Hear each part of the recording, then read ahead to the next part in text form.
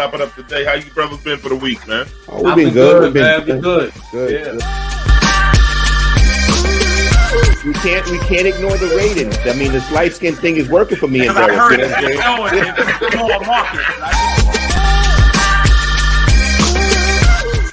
Where do we start?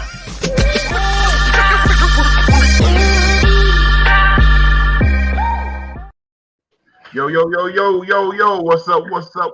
Welcome back to Let's Chop It Up. Follow us on Facebook, YouTube, and Twitter. And tell a friend about four brothers down here on this YouTube channel. And make comments, the good, the bad, and the ugly, and we will get back to you. So my brothers from another mother, how you been, man? 7 days, man. Talk to me, Derek. What's going on with you, man? Just back from beating some kids' asses. I'm sorry, y'all. You know what I'm saying? Badass kids. I got those. No, actually, it's the exact opposite, man. You know, it's a pretty big week, man. You know, back to school. You already know what it is. So today they started. Today was the very first day of school, and you know, they had a big summer. My middle son, this was a huge summer for him. He wrote his first play. I don't know if I mentioned that before. Nice. Made the newspaper, right? And he's just doing his thing, and he's just kind of took over my whole space back there. Because every time I come back here now, he's making music and whatnot. You know what I mean? So he turned it into a studio or something. You know what I mean? So yeah, he's doing this thing, really finding his voice and really starting to create. You know, middle son. So yeah, thank you. Youngest son got into the weekend college program, so he'll be going to school, going to the local college, and you know, as part of a program that's held every weekend. So he's really looking forward to that. It's a STEM program, so he's really looking forward to that. And we're just catching wins left and right on that. And my goddaughter who lives with us is also past her. She's going on, and she's what's stuff coming up? Yeah, she's become a dental hygienist. So she passed the certification for that as well. So we're having a really big day, a really big week and month with my children. So and you know, and just enjoying my time. The last little bit of the summer. I thought I was going to make the beach today, but I got ambitious, but didn't quite do that. But you know, just going to enjoy the last little bit of summer that we have, and I'm back here again with you guys to chop it up and catch up with you guys, and it's always a highlight, man. So that's what's up with me, man. You know, that's what's happening with me. Rodney, what's happening with you, brother? What's going on? Yeah, all is well. You know, I was a little cranky today. I couldn't get my nap going today for some reason. Every time I went to lay down, my nap wouldn't take. It just wouldn't take. You know, I was a little bit. I had a little upset stomach too, a little bit of gas, a little gassy. But I don't know. I don't know what I ate, but it just knocked me off for the day. As far as a kid, had time to figure it out though. That's what I like. Yeah. I know what it is, man. I know myself.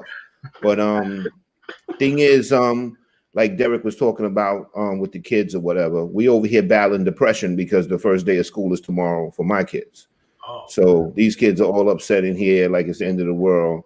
And I'm happy they're going back to school, you know. So because, you know, I get that big gap of, you know, me and my wife get that big gap of them being in school from the morning to 3 o'clock, and the house is all hours and stuff like that. So we, you know, naked in the house. I know that's right. Yeah, I can walk around naked if I want to. You know what I'm saying? There you go, sweetie. She's checking us out. Dental assistant. She's a dental assistant. Yeah, but you know, hey Simone, how are you? But I went out with some friends this week, Saturday night actually, and I learned that I'm getting old because I went to a after dark function where the place, it was, you know, local place lounge. Actually, we've been there before. You guys are familiar with the place as well. They had an after dark night, and the doors didn't open to 11, and the place closed at 2, and then they had a happy hour from 12 to 1. So it was cool, but my ass was tired when I left out of here. That's how I know I can't hang out no more. But yeah, it was nice. The food was good. You know, they had, you know, the drinks were half price and everything. It was a good night. We went out, we laughed, we had a good night. But I definitely know I can't hang out past freaking 11, 12 o'clock. To leave the house at 11 is crazy to me, you know. But other than that, everything is good over here, you know. Kelvin, how you doing? I'm good, fellas. I'm good. You know, usually I start the show with some type of complaint or something like that, and I don't want to do that. But I have no choice. This is the thing, okay? I've been going to Rib Shack for years, okay? D, you know where Rib Shack is, right? Why are you going to Rib Shack? Still, why are you still going to Rib Shack? I always go to Rib Shack. It's not even black owned anymore. No, I know. And I only get, you know, so funny, it's black operated now. You know how that goes. So I only get the like the vegetarian stuff. That shit is camouflage. They put us in there to make it look black owned. It's so funny, because remember Poor Freddy's used to own it. Yeah. So then I go there one day and I see this Indian dude, real cool dude, and I'm like, "Are you the new owner?" I'm part of the new management team. I fell out. I'm like, "My man, it's obvious you on the register." Like, I mean, we see what it is. I said it's bad that my people couldn't even hold on to Rib Shack, but that's what it is. So, and by the way, the customer base is 99.9% black. But okay, so I've been going there for years. But a lot of times I just pick up some hot food. I stopped going to the traditional fast food restaurants. I don't do that. I just go to these places if I got it, you know, with my schedule. So tonight, before the show, I was like, I'm really busy tomorrow. I ain't gonna have time to cook anything or whatever. I'm just go run there and get something. And it happens to me all the time. Usually I got my earbuds in. I'll line up. The person will come to me, what do you want? And I'll tell whoever I'm talking to, like, hold on a minute, I want to order. This time I just had my phone to my ear. Have my phone to the ear. Spoonifa Jenkins gonna take the person behind me. Then I'm sitting there waiting for her to come to me. She takes the next person. So apparently she just was offended that I'm on my phone. Now, what I would have simply done is said, hold on to who I'm speaking to. Yes, I had 2 vegetarian plates and that'll be it. But no, she gonna pass me by. So I did what Kelvin would do. I walked right out the place, and that's it for me and Rib Shack. That's it. 20 years, and that's it. That's how it is. Grand opening, grand closing. That's it. And I know I'm foul, but that's how it is. That's how it is. I just can't do it. That's it. I have the gift of goodbye. And that's what it is. I'm serious. I'm just not, you know. But as D said in the beginning, why are you still going to the Rib Shack? Because I got to learn. But tonight I learned. They taught me. They taught me. So I was like, you know what? So this is tomorrow, September 1st. I am writing out a contract to myself of some things that I'm going to change this 4th quarter of the year. I'm talking about everything that I need to lay out. I'm going to lay it out and make some wholesale changes from September to December, you know? And so this is a good time. So now Rib Shack is no longer included in that. So we had a good run, but that's it. It's a wrap. Go ahead, Rob. What you going to say? No, the thing is, the fish house is still black owned, right? Yeah. Because what's one? Pumpkin still own it. I see Pumpkin all the time. That was what's daughter. So go over there now, Kelvin. See if you got. Well, this is what I'm going to do. I'm going to try to start going to some areas where I'm less likely to get shot. Rib Shack and Rockaway Fish House about 50-50. You know what I'm saying? Yeah. It's about 50-50 shot. You know what I'm saying? But it definitely seems like you're a risk taker, though, Kelvin. I can't, bro. You know what I'm saying? But no, what's the name is just too much food, right? The fish house, they just pile it on. It's just too much food. You got that for 3 days of that shit. Yeah, but I'm gonna just have to. I'm gonna have to go to Veggie Castle now. I'm gonna just have to make a change and have to leave my community. I hate to do it, you know. But I'm gonna try to make some changes. I'll make some changes. D, talk to me. What's going on with you? Nah, Veggie Castle cool. They all right, but you know, they act like the soup Nazi though. They act like you need I mean, like a club. You gotta know what you want to get when you go in that joint. But it's all right. They don't. I can't front. Yeah, but they run a good ship. No, I'm good, man. Man, my son will go back to school until September 7th, so and he's overkilling it. You know, yeah, you know, one thing, you know, autism, especially at least I get your guys don't have the summer. I get the summer until like only get 2 weeks into August where he doesn't have to school. So those are the roughest 2 weeks. Otherwise, he's in school the whole damn 12 months. But that's one thing I know with my son though is he nonverbal child with autism. He's not ride or die dude. This dude will take secrets to the grave because he don't talk. I could take him anywhere. I could commit murders with these motherfuckers, bring him over side chick houses. He ain't saying shit. This is my dude. I realized that shit yesterday. Like, yo, only D. Only D would have thought of that. We're thinking of that. Only D would have thought of that. Yeah. But that's my Okay, thing I right just got I see Marsha sent the message in and said I can't see it. The fourth quarter is December. I thought the fourth quarter is September to No, December. October to December. Oh, okay, got you. All right, Marsha. My you gonna I wanted to How do say you she see that? kept it on low, but she did. I'm the one that brought it to the Oh mainstream. man. Thank But you, my also, friend. You know I was just joking with you. yeah. I also want to thank for everybody getting to 1,000 subscribers. For the people like, please thank you. We want to give you a thank you for that for a round of applause for getting to 1,000. Now our next goal is to set up. Let's get 2,000 people. Let's help us tell a friend about these brothers down here on this channel, man. It'd be great. This is great for us to do. And we want to support y'all and stuff like that. And thank you for supporting us back. So anybody you know with a business, all that kind of stuff, let us know. We want to shout them out, give them some love. You know, we gotta support each other, black and brown people out here. Yeah, but yeah, man. So let's get to it, my brothers from another mother. This one first thing is hey, what's up? What up? So comedian Ari Spears attacked Lizzo, but Lizzo also had a clap back at Ari Spears and other people that had to chime in about her and her I guess it was weight shaming and all kind of stuff. Jeremy, play the clips for us, please. Lizzo? I can't get past the fact that she looks like the shit emoji. I'm sorry, listen, I ain't the most in shape nigga in the world, but I still, you know, when you funny and you got swagger and confidence and you decent looking, I think I'm at least handsome, you get pussy. But a woman that's built like a plate of mashed potatoes is in trouble. You know what kills me about women is the hypocrisy and the contradiction. Yes, queen, slay, queen. Yes, queen, slay. Yeah, girl, your confidence. Fuck diabetes. Fuck heart problems. Fuck heart disease, cholesterol. Y'all claim womanhood and about sisterhood and support for your sister, you know, when it come to that ridiculous shit. But y'all won't fucking be real and go, sister, put the eclair down. This ain't it. It's treadmill time. You know what? I'm not gonna say nothing. They be like, Lizzo, why don't you clap back? Why don't you clap back? Because bitch, I'm winning, ho.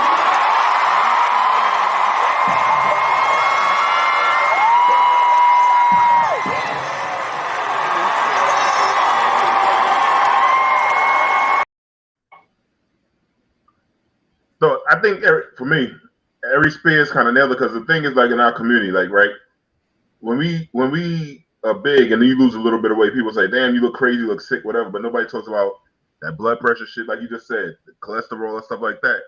And he got a point. He might have said it wrong. His approach or how he presented it might come across kind of crass or whatever. But he has a point in our community because then when you die, like, damn, she should have went to the gym. She should have went to the doctor, or he should have did this. That's the only thing, you know. But you know what, D? I'll say this. To me, I think these are different. These are separate issues. First of all, you're not going to win being critical of a woman. First of all, you're not going to be as far as her weight or her look or anything like that. This was unprovoked. I know an interviewer, I understand, asked him a question about her.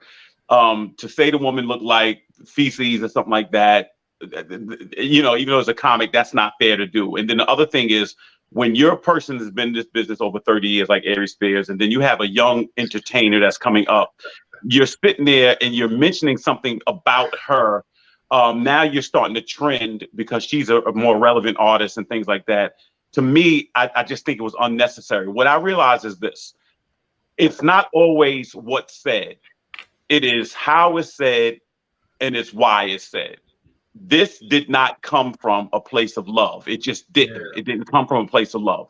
What I realize about people who are overweight, they know they're overweight. There's nothing that you could tell Lizzo. I'm sure has a physician.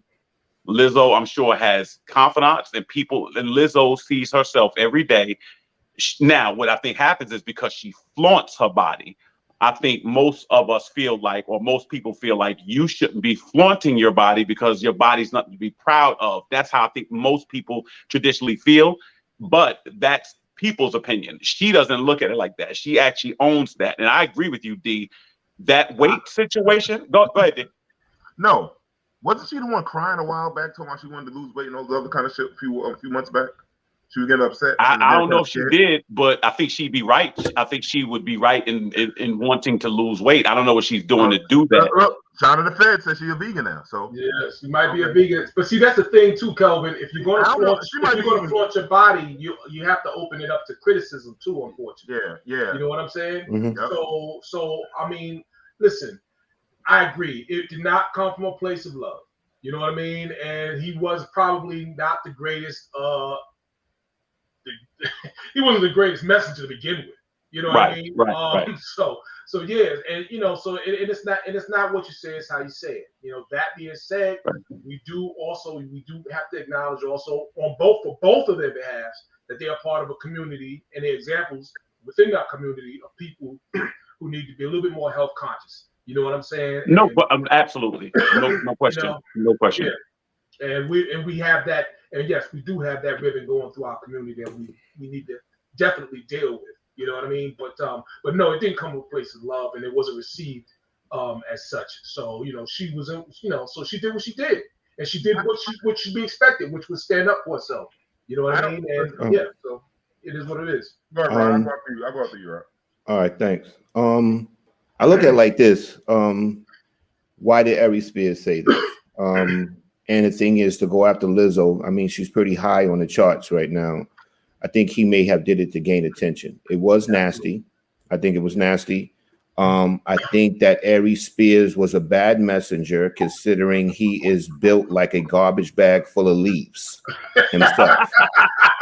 So the thing is,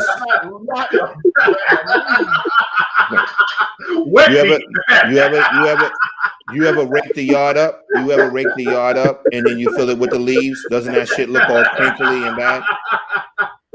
The thing is, Ari Spears, if I'm not mistaken, he's battled some health issues himself or whatever, and to this day he's still not in shape and hasn't gotten to where he needs to be. So for him to attack her and then to make the statement to say she's a shit emoji, that's pretty cruel. That's pretty cruel. Now, the thing is, I do get that there are Black people in the community that look at Lizzo's body type and they say that basically the record companies are pushing to the Black community to be unhealthy, and this is the new image. I get that too. But Ari Spears had no basis, or he couldn't stand on his own to make a statement like that against anybody else's body type or weight. That's how I see it. You can't be cruel. You can't be cruel. Well, I think you're missing a point where he was just trying to say, if she dies of a heart attack or whatever, dies early, whatever. But he could die one too. No, but see, that's the thing. He said it's not about him, and the question was about just talking about her. We gotta be careful, like not careful. We gotta understand. He was just trying to say, sisters, why aren't we supporting her? Like, yo, Lizzo, we're cool. We love you that you're showing your body off, but let's look at some better food choices. And Shawna said she's a vegan. I don't know if is she eating blubber or just is she eating? I don't know. I always vegans nowadays. But see, deep. But the moment you insult the person, the moment he insulted her, see what y'all saying is this. But you know what? I think we're seeing he doubled down on this. In other words, he mentioned it on an interview verse, then he doubled down. So once you insult the person, now you can't come back. This is what I realized. First of all, you can't say anything about a woman's weight. You can't say that to a woman. You can't say. I mean, you can't. I mean, there's no way to say it. And then the other thing is, you can say it, but if you can say it, but it's going to be a problem. Even if you, what way can you say it, D? The way you say it, what way? I don't know. I noticed that you're looking like. I don't know. Anyway, say it. That's it. I know what you does. I used to say, take the Twinkies out your pocket. You can't say it no more. Oh, shit. Give me a scroll. No, come on. That's what I used to say. He does. You look like a dry, rustic. But man, you look like a dry, crusted raccoon. Yo, he look a little sick. Them black guys, motherfucker look a little sick. Yeah, man. He looks sick, man. Yeah, his approach was a little much, but he's on to something in this shit. He did not have a point. The question was about her music, not her appearance. Okay, I didn't know that. She sounded the Fed. Should be knowing. That was purely mean-spirited. No excuse. Absolutely. Also, she's been working on her health. She is now vegan. What kind of vegetables are she eating? What? I just want to know. Well, maybe she hasn't. Maybe she hasn't been a vegan that long. yet. I think the thing that lunchtime. She was a vegan at lunchtime. I think what Derek said is true. Yeah, you see, you let the enemy use you. I think what Derek said is a good point. She flaunts her body, and so when you do that and you draw attention to it, you're going to, receive that criticism. All I'm saying is this: Ari Spears now he has become relevant because she's more relevant than him. That's my point. That was Rodney's point. Why he's saying, why he's doing this, Right. To get himself back on track, Right. It's like you walking up to a person who smokes, be like, smoking is bad for you. They do know smoking is bad for them. Yeah. They know that. They know that. I mean, this girl don't look at her body and think that this is the ideal body she wants.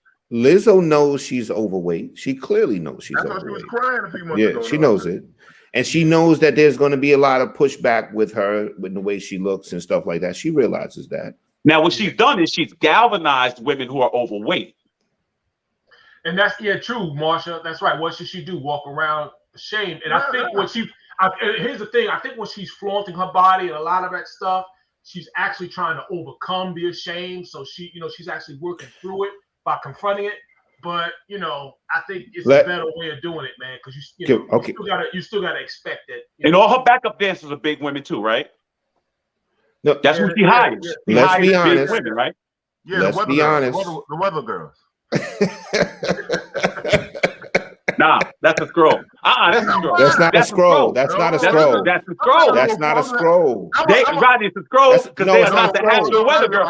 That's a scroll. No, to be honest with you, I'm telling you, I know when he deserves a scroll. I'm the first one that shows it. He deserves a scroll. You the one helping you to get a scroll. No, that's not a scroll because that was a joke. You know what I'm saying? That was good. It was a funny joke too. It was a funny joke. I'm fat. I like cracking. I can crack jokes. I'm fat. Yeah. I want 7 scrolls. No, but let's be honest here. Let's be honest. I mean, Lizzo has done some extreme things with showing her body that we would probably consider, most people would probably consider tasteless. You know what I'm saying? And the thing is, too, no matter your body type. No matter what your body type is, correct. It's not. Some of it was inappropriate. Some of it was tasteless. And then the thing is, like, you look at it and say, this is what you're doing to get attention, to make money. So a lot of people did have a problem with it, but at the end of the day, there was backlash for it, and she felt it personally, and it affected her as a result of some of those choices she made, Right. But Lizzo is one of the most talented women out there. One thing I gotta give to her art, phenomenal. She's phenomenal. I ain't gonna lie. She can play the instruments. She can dance. She can sing. I love her. I mean, I ain't gonna front. She's dope to me. So good point, Lorette. Right. Many years ago, the comedian Monique did the same thing Lizzo is doing. Mo eventually saw the light, changed her ways, lost weight, and got healthier. Yeah, you gotta give Monique credit. Until she got older. Until she got older. She improved her body and ruined her attitude. That's where Monique went. Attitude always been there. Couldn't work on both. But no, you're right. No, you're right about that. She did take the Twinkies out of her pocket. Yeah, that's right. True. And then the fat girl switched up and started hating on her. You left us alone. We ever told you about the fat shit. They was up there mad as a motherfucker when she left the fat community. See, I'm not. Don't leave the fat community. Still accept me in. I'm transgender. I'm transferring into. I'm still in both worlds. I'm her hermaphrodite of fatness. Yo, D, you're teetering. You're teetering. At some point, you're not going to be able to stay on one side. You're teetering. Right. If I can stay at 250, 240, I'll be right in the fat zone. I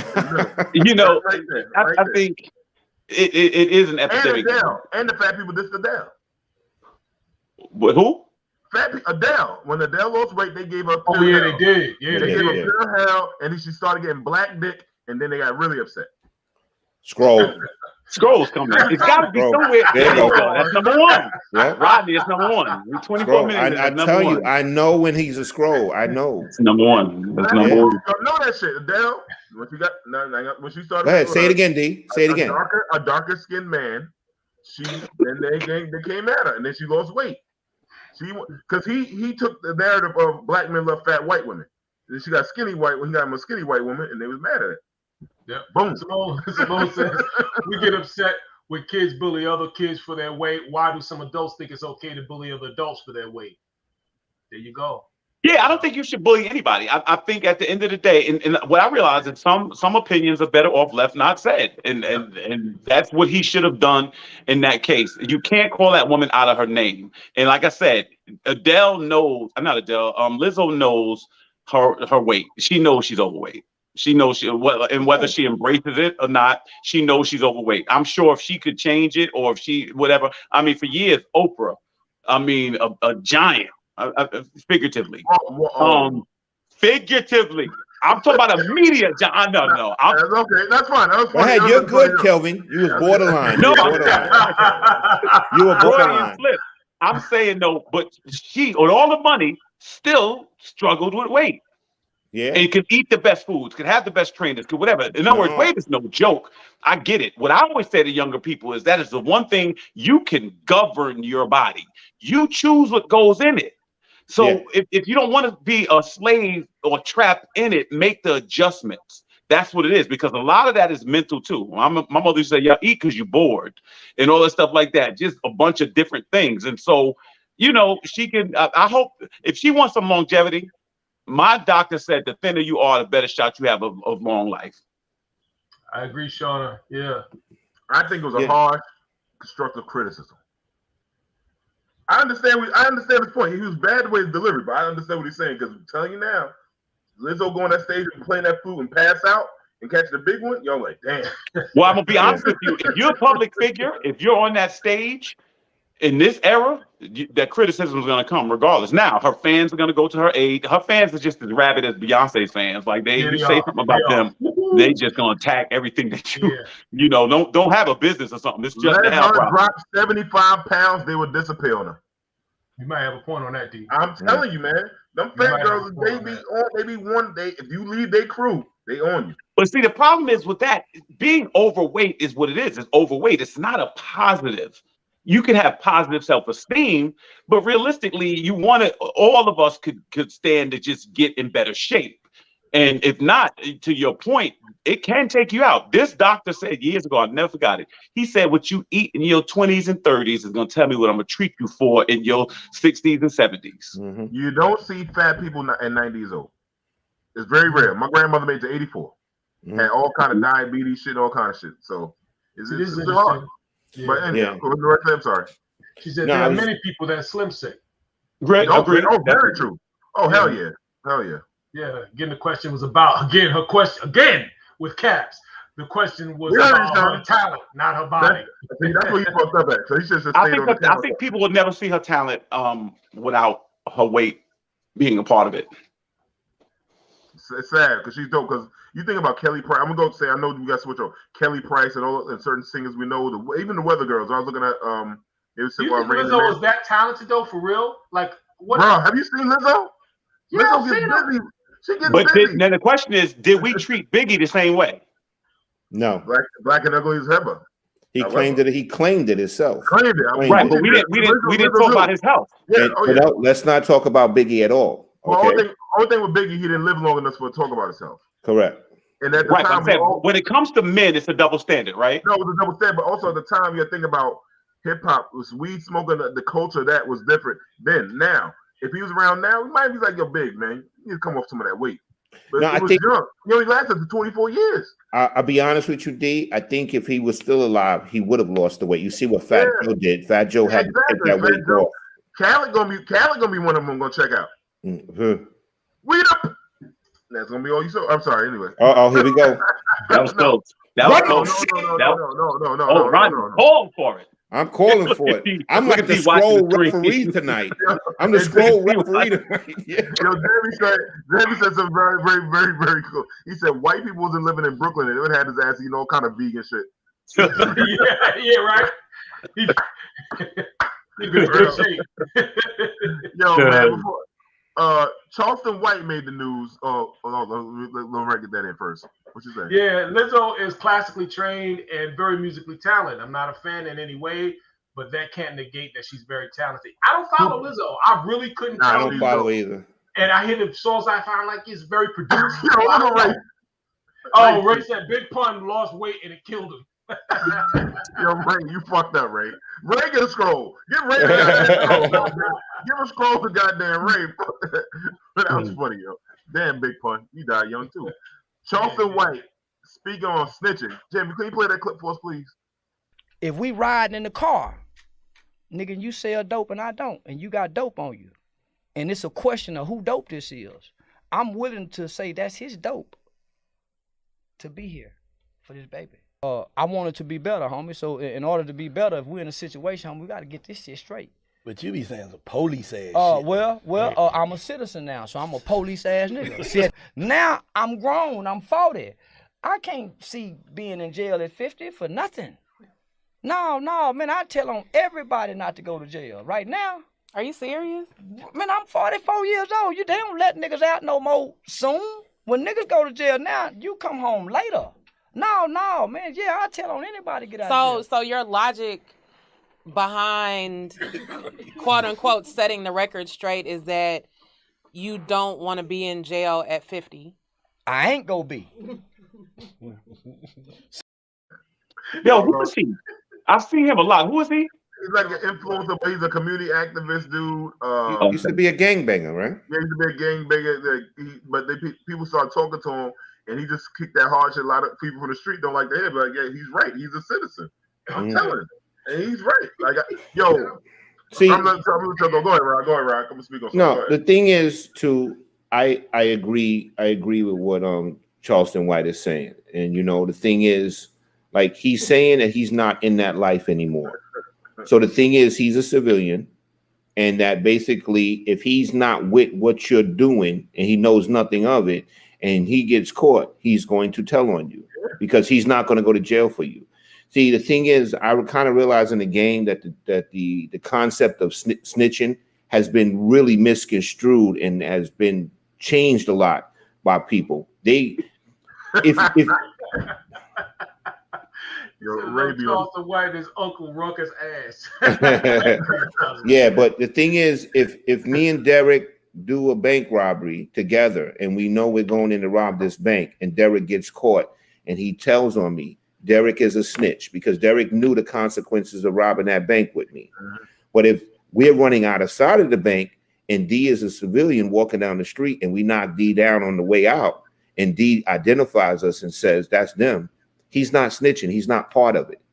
And that's the thing that people are misconstruing today. So Charles White is clarifying this shit and getting it on the right track. If I'm a civilian, I can tell he's claiming that he's a civilian. He's not with that stuff. You know what I'm saying? So the thing is, too, civilians are not snitches. They're witnesses. That's what they are. Good point, Rod. Good point. Excellent point. Yeah, excellent point. I just like the crowd though. They were just completely stuck though, man. You know what I mean? Like that was the room. He was speaking on something and they just couldn't compute. Mm-hmm. You know what I mean? That this she looked like she was like it was arithmetic. You mean to tell me you don't want to be in jail? Correct. Correct. I mean, she is shocked. Like, why would you want to be in jail? That's the thing that I'm talking about. This mentality. First of all, you're sitting there on a radio show. Obviously, you're not street either because you on a radio show making your money through a podcast. So you ain't street either. So why are you holding down on snitching? You basically a civilian unless after the podcast you go out and you back in the streets. Which I doubt that's what you're doing, Yeah, Lanisha's right. They were stuck because they think otherwise. Yeah, and that's the point. Like they just, brainwashed. The thing is, like right now, right? They're trying to know. We got a very close friend of mine, ours rather, that he's in his 50s. He's looking at a gang in town. Talked to him yesterday. Sent him some money yesterday. He's looking at hopefully he's having a judge. Hopefully he can cop. He's trying to cop to less than 30 years. Oh, right? Jesus Christ! At 50? Yes. That's very 80. That's over. Out of here. That's it. That's 80. But with the charges are, he might get. And the judge going anyway from 15 to 50. Let's hope he splits. I'm sorry. At 50 years. Oh, you're doing 30? Come on. 50, so even if you do 15. No, they can do 5. The question is, you're 50 and you're still committing crimes. Nah, he's jammed up with some shit, right? Then the other homeboy, he got 8.5. We the same age. So Charleston, right? I'm with it. I'm like, yo, fuck that. I ain't with this shit. Like, you ain't gonna have me jammed up with no shit at this age. Like, when you going like, go to jail at 18, 20, you come home and do 10 years, you're 28 years old. You do 10 years at 50, you 6, we all retired in 10 years from now. All of us, if we want to. You know what I'm saying? So it's like, can't do it. You can't get around. You can't even fight in wish jail. they gave you 20. Shit, man. And you could just get out of here. That's your retirement plan at that point. Yeah, fuck that shit, man. The last time I checked, right, people are not in a hurry to go to jail. Last time I checked. I don't know. No, well, one time I had a conversation with Kelvin, and there's only 2 reasons why you keep going in and out of jail. You like boy pussy. Correct. You either have mental illness or you are battling with homosexuality. Yeah. That's it. Oh, come on, man.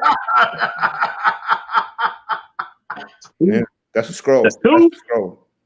That's 2 right now. Look, we still got an hour and a half. That's 2.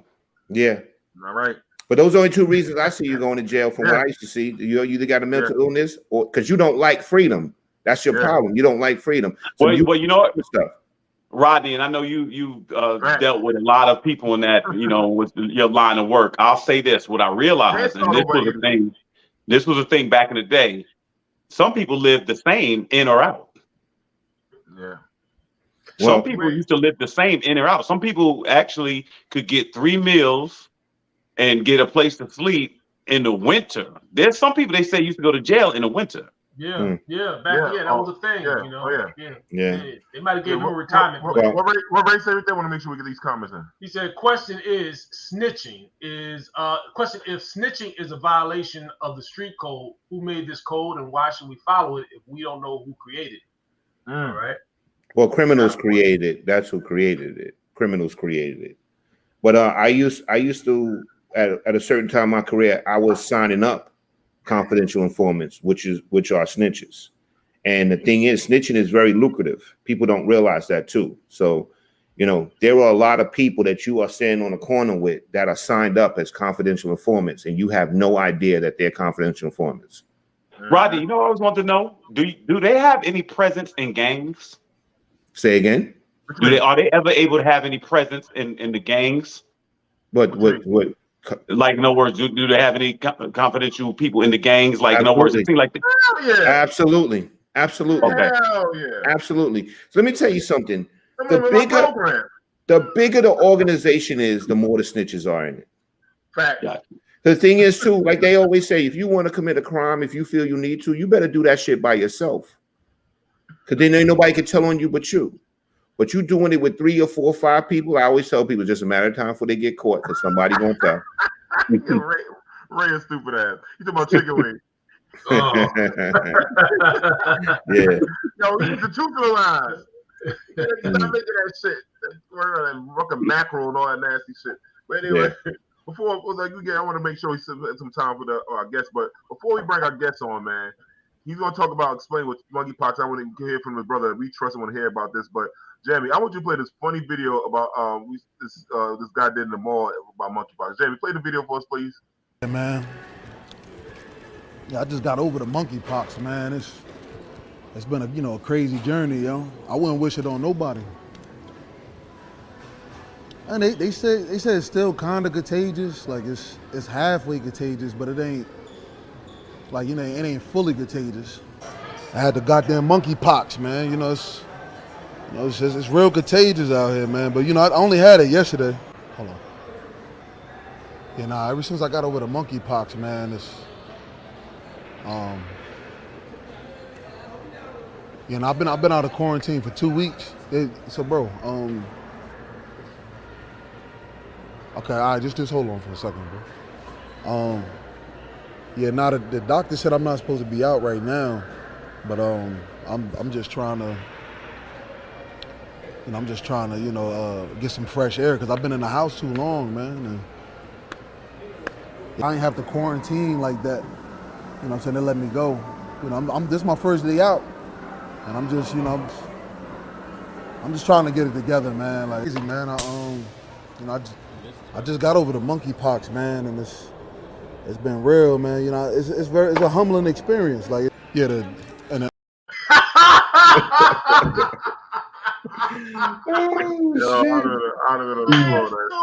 Yeah. Yo, black people be funny with that. Black people play that shit. Black people get the fuck out of here. Facial expressions, man. God. Black folks, we just get up. We run. Somebody start running, we run. We don't play none of that games when it comes to that monkey anything, boy.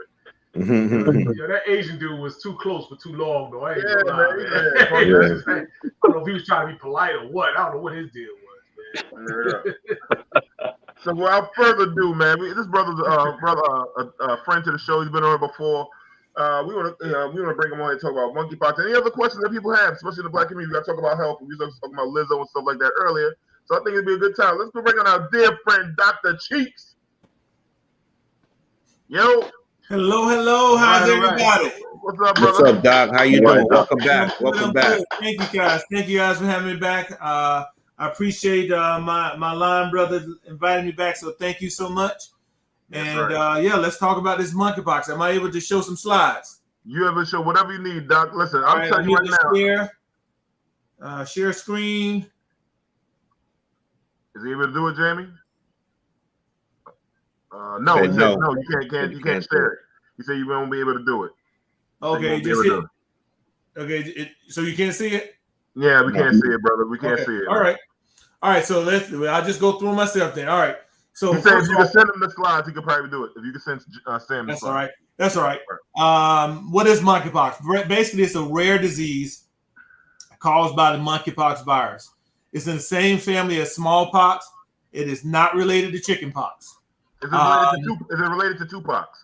I didn't like that motherfucker back in the day. You didn't like him in the back of the day. So it's rarely fatal. So remember that it's rarely fatal. So far, there have been a little less than 50,000 cases globally.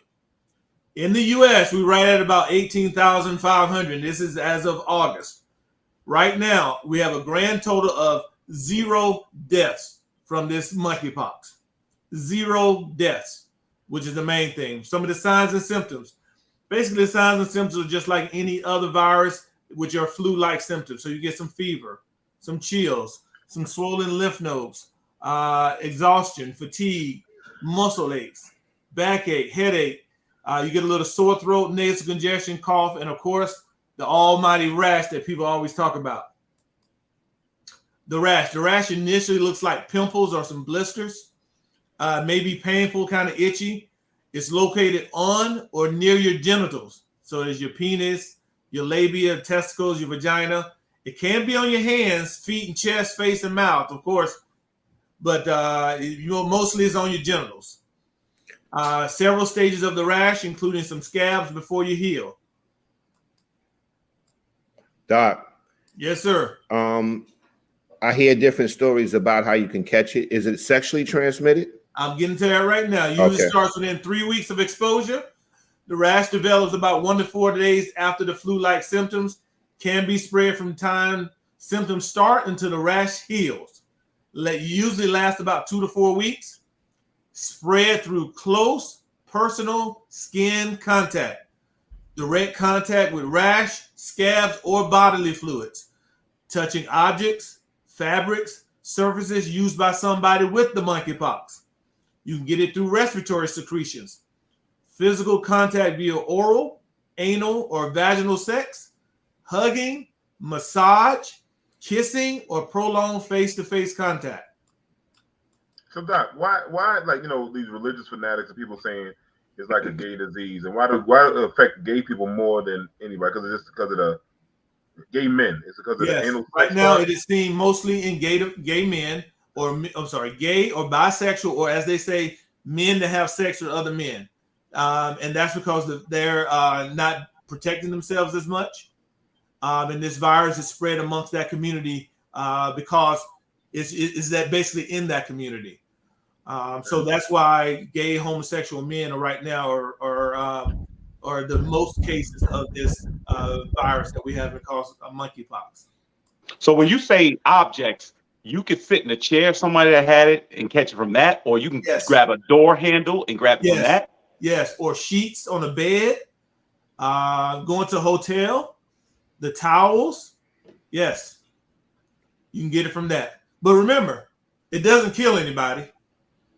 You get a virus like a flu-like illness, but this does not kill anybody.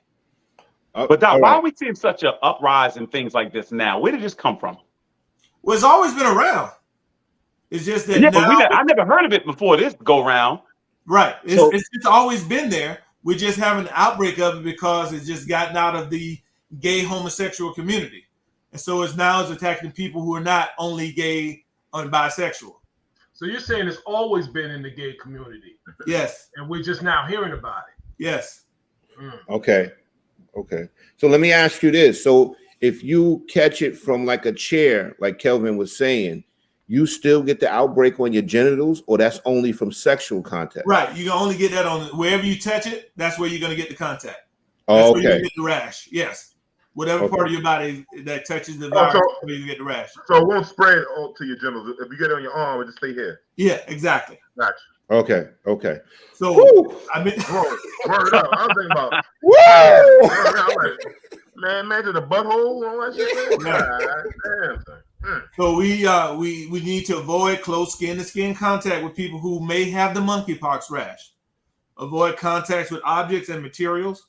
I've even read a case where sex toys cause it to be transmitted from one person to another. So we got to be mindful of that as well. Mm. There is a vaccine that's FDA approved. It's a 2-dose series. You get it about 4 weeks apart. You need both doses for maximum protection. Okay. So if you get it, how should you start treating it? Just the vaccine, or is there other treatments for it once you have it? There is no treatment for it. All you can do is treat it just like a flu. So you do the same thing you do for the regular common flu, which is Tylenol for aches and pains and what other symptoms you may have, such as cough. You may take a cough syrup. Because it's a virus, antibiotics are not going to help this. So we just treat it just like a regular common flu. Doctor, I hate to interrupt. This is not related. Just really quick, I want to break this. Sophia just let us know Serena did win again tonight. Just want to let everybody know really quick. Serena did it again. So thank you, Sophia, for that. I'm sorry, she's Doctor. going to what? So what stage is she now? That was the So second round? she just beat the second ranked player in the world right now at the U.S. Open. So she's advanced. She's won the second round of the Open. So she's still in the game. So thank you, Sophia, for that. Doc, I'm sorry about that. No but problem, man. you know, I a lot of appreciate people it. supporting us I wanted tonight that couldn't up watch there. her tonight. But Right, yeah, absolutely. so there is the vaccine is only used for prevention, Prevention. not for Okay. treatment. Right. So in other words, you got to let it run its course like any virus. Now, the question I also have, so you mentioned ways of getting it. It seems like public bathrooms. Someone comes in there, they use the same toilet tissue. You know, someone comes in behind. What's their exposure like? You know what I mean? You go and you grab toilet tissue and you do your thing or whatever. You know what I'm saying? Can you catch it that way? You can catch it on any fabric, any object. So if they had the virus and they are shedding, and let's say they had a lesion or the rash on their hands, and that lesion touches something, whether it's the toilet tissue, whether it's the toilet, whether it's the handle on the toilet, whether it's the doorknob, and that particular rash leaves some of the viral particles right there on that object, and then you come along and touch it, yes, there's a potential for you now to get the monkeypox virus. How long does it take to take its course once you have it? Couple of weeks. Couple of weeks. Okay, so we're looking at 14 days. Yeah. So Okay. it can last. It can last a couple of weeks. Once you come in contact. No, I'm sorry. Once you contact, it's a couple of days, from 2 to 4 days. Okay. Doc, the way this was rolled out initially, all I would see on TV would be it looked like people that was from Africa or something like that, and they would show this same type of image. I think they've handled this wrong. It seems like, first of all, in New York, we get decimated with everything. I don't know. It's like every disease comes here to practice. It's like Because y'all on top of each other. We're on top of each other. Plus, we got all these airports. We got 3 airports, and we got ports. We got everything. Yeah, and plus the diversity. People come into our city from everywhere. Yes. And, but it looked like initially that it was some type of thing that was from Africa, almost like when Obama had to deal with, what was the big thing when Obama was in office? Not you guys remember? Yeah, what was that? Not SARS. It was what's the other one? Ebola? Somebody, Ebola. Ebola, right? And so it just seems. So initially, I think they was trying to say it was like people that was from Africa or something. That's what it looked like. They would always show somebody. Then it looked like it was just the gay community. So people like myself, we had a false sense of security, thinking like, okay, that's their issue. And now, initially, they were saying it wouldn't be on objects and fabrics, and now you just clarified that. So how does this thing evolve? We've seen. From COVID, it seems to evolve in so many different ways. Is this thing picking up steam, or is there a way to try to get ahead of this? No, I don't think it's picking up steam. I think it's just picking up media attention.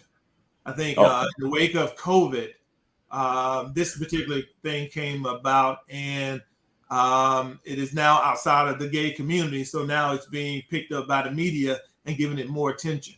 But remember, it doesn't kill anybody. I mean, that's the main thing. The fact is, you get it, so what? It doesn't kill anybody. I mean, I know nobody wants to get a virus or anything like that, and who knows who have had it, but it does not kill anybody. Unlike COVID, which killed way too many people. So this doesn't kill anybody. You're gonna feel sick for a couple of weeks, and then you're gonna go about your business. But aesthetically, I think that's the fear. I mean, when you see boils, it looked like it hurt, and it just looked like it looks so deadly. Although it's not, vanity it of people, bad, man. right? Yeah, the vanity of people, man. It's like I can't deal with my face looking like this, or whatever's going on. So in some ways, we're taking more seriously than we took COVID at first. I think. What can we do, Doc? What can we do? I remember a lot of guys, especially here on our show, were doing things to boost their immune system during the height of COVID and things. Is there anything that we can do, maybe a little more proactive, preventive, or take some type of pragmatic approach to dealing with this? Sure, the same thing we do for everything else. So of course, exercise makes your body much better. Taking things like vitamin C will help. Eating well will help. If you got high blood pressure, cholesterol, taking those things will help. All those things are preventative. Once you get the virus, it's too late to start trying to take vitamin C. That emergency that they sell in the grocery store. Once you get a cold, it's too late to take that stuff now. So whatever you can do to improve your body, your overall health, that's what you need to do. And of course, I see 4 black men on this call, on this chat. We need to go to our doctor. We need to make sure that we get our regular health screenings, get our cholesterol check, get our PSA check, and we need to go get our colonoscopy. They took out our beloved Black Panther. So we need to go ahead and make sure we go to our own doctor. So speaking of that, we just talked about Lizzo. Okay, and as a doctor, I'm assuming there may have been a time where you've had to recommend someone possibly to have to lose weight or shed some pounds. All the time. Right. So first of all, is it something that's received because you're a doctor, or is it still met with some type of shame connected to it or something? How do you approach that subject? Good question. I probably don't say it as much as I should, because it is a sensitive topic. A lot of the people I'm seeing are females, and so females are very sensitive about their weight. And so you have to approach it delicately. And the way I do it is going by the numbers. I look at their height and weight, and I get their BMI. And I tell them, I say, normal BMI is up to 25. 25 to 30 is considered overweight. Above 30 is considered obese. Your BMI right now is 33.5. So we need to do something to bring your BMI down to a healthy range. And then we start talking about what we can do. Diet, exercise, more activity. I tell a lot of my male patients, most people take 2 showers a day. While you're waiting for the water to get warm, get on the floor and do some push-ups. Just do something. Walking. When you go to the grocery store, don't park close to the door. Park at the back of the parking lot, so it makes yourself walk further. So whatever you can do to get some exercise. What I also realize is that for most of us, we're very busy. The best thing we can do is exercise in the morning before we start our day. It's hard to work out in the evening because life gets in the way. You got to eat dinner. You got family obligations. You got to take the kids. You got to pick up the kids. You got to go to sleep. All those things come into play. So try to work out before you even start your day. So if that means you got to get up at 5 o'clock in the morning, then that's what you have to do. If you got to get up at 5 o'clock, then go to bed 1 hour early. and get up at 5, be at the gym at 6, be home at 7, and be at work by 8:30. So before let's get Jamie, can you get a couple of comments in, please? Lanisha says, why are we just hearing of this now? When was it first discovered, and why should all be warranted for vaccination, especially after COVID? Sure. Well, we're just hearing it now, like I said, because of the COVID and it's just another virus coming down. I don't think we all got to rush out to get a vaccine. Like I said, it goes back to bottom line. It doesn't kill anybody. You may be sick for a couple of weeks, but that's it. You're going to be sick for a flu-like symptom. So I don't think we need to rush out to get a vaccine, but it is there, available to you. Now, if you are high risk, so let's say you are gay, bisexual, or having sex with other men, then maybe you want to consider going ahead and getting that vaccine just to protect yourself. But I don't think we need to, everybody need to rush out to get a vaccine. Lanisha says, but they also made it seem like this random pandemic brewing after a pandemic and making people afraid. That is correct. And that's just part of the post-COVID hype. You know what? I'm not sure I can say post-COVID because COVID is still out there killing people. But yeah, I think it's just part of the media hype that's associated with COVID.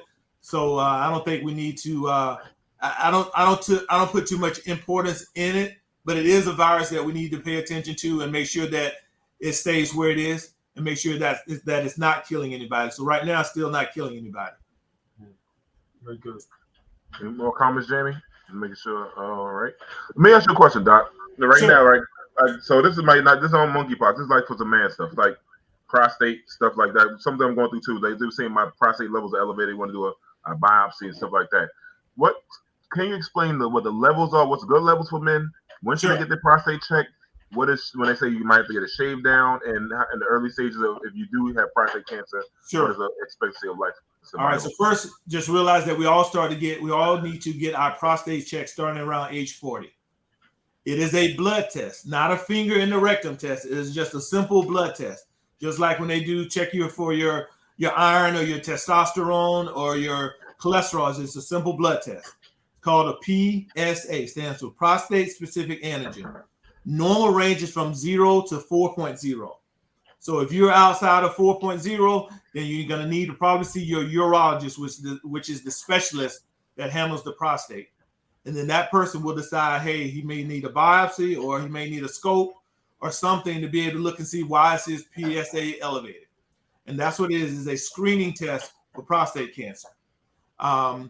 So now once they determine that you may need a biopsy, then they're going to take a small needle and get a small piece of that prostate, send it off to the lab, and let them look at it under the microscope to see if there's any cancerous cells.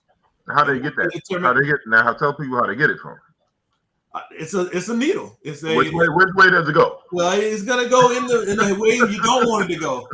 So we got to get the prostate. First of all, let's realize what the prostate is. It's that small gland, and what it does is that secretes the white liquid substance that comes out that has the sperm in it. So that's what causes that white liquid substance. So it's your juice flow. Yeah. Bottom line, huh? Yeah, so we keep it real on the show, Doc. I appreciate it. Hey, yeah. So we need to so we all need to go get our prostate checked. And like I said, it's a simple blood test. That's all you got to do. It's a simple blood test and keep an eye on it. So starting at age 40 is when you need to start doing it. Any other questions from the comments? One thing from a dietary standpoint, Doc. As I get older, I keep saying there's certain things I should just eliminate, and I'm not really a big junk food person, but I've noticed lately I've been messing with the cookies and stuff like that. And I said, I'd like to go cold turkey, just end all of it.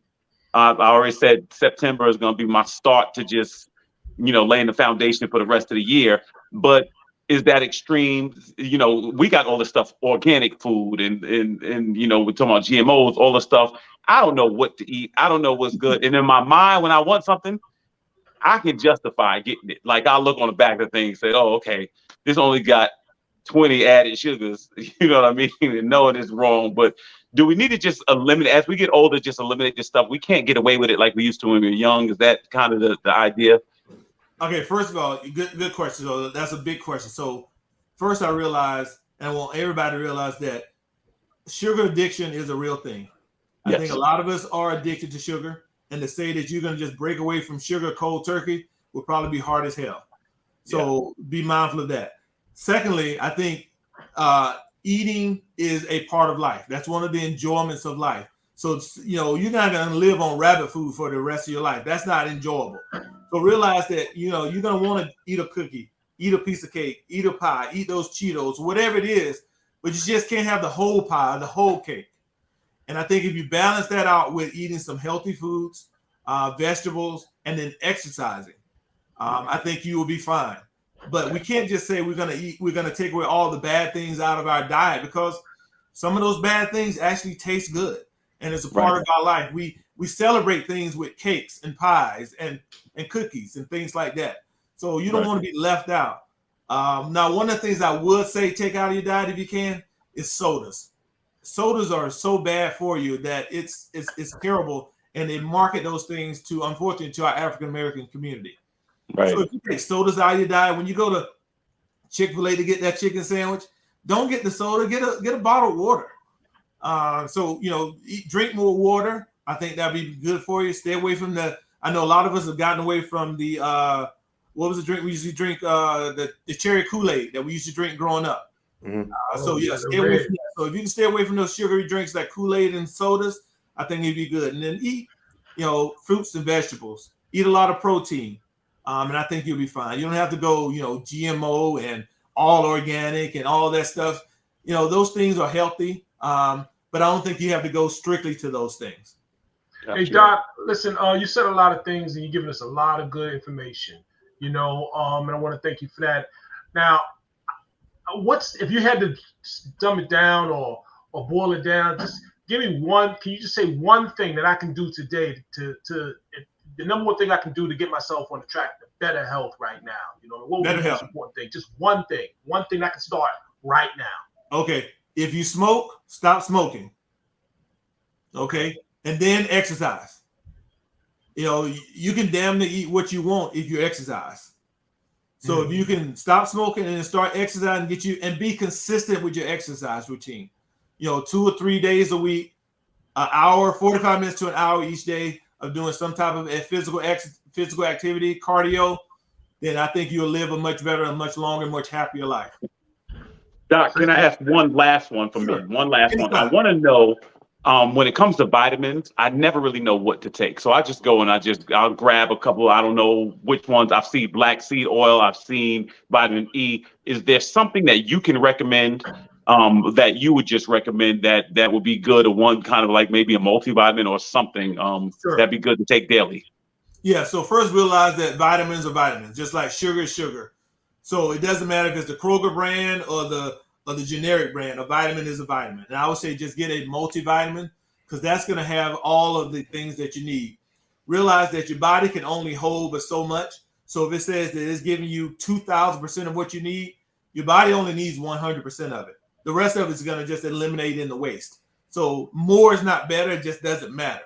So just get you a multivitamin that fits your age. I think they got multivitamins for men. They got multivitamins for women over a certain age.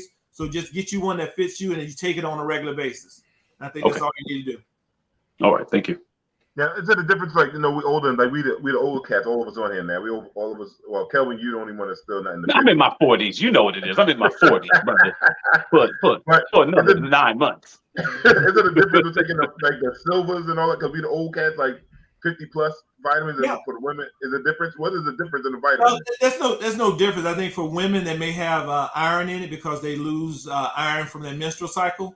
Mm-hmm. But for the most part, vitamins are vitamins.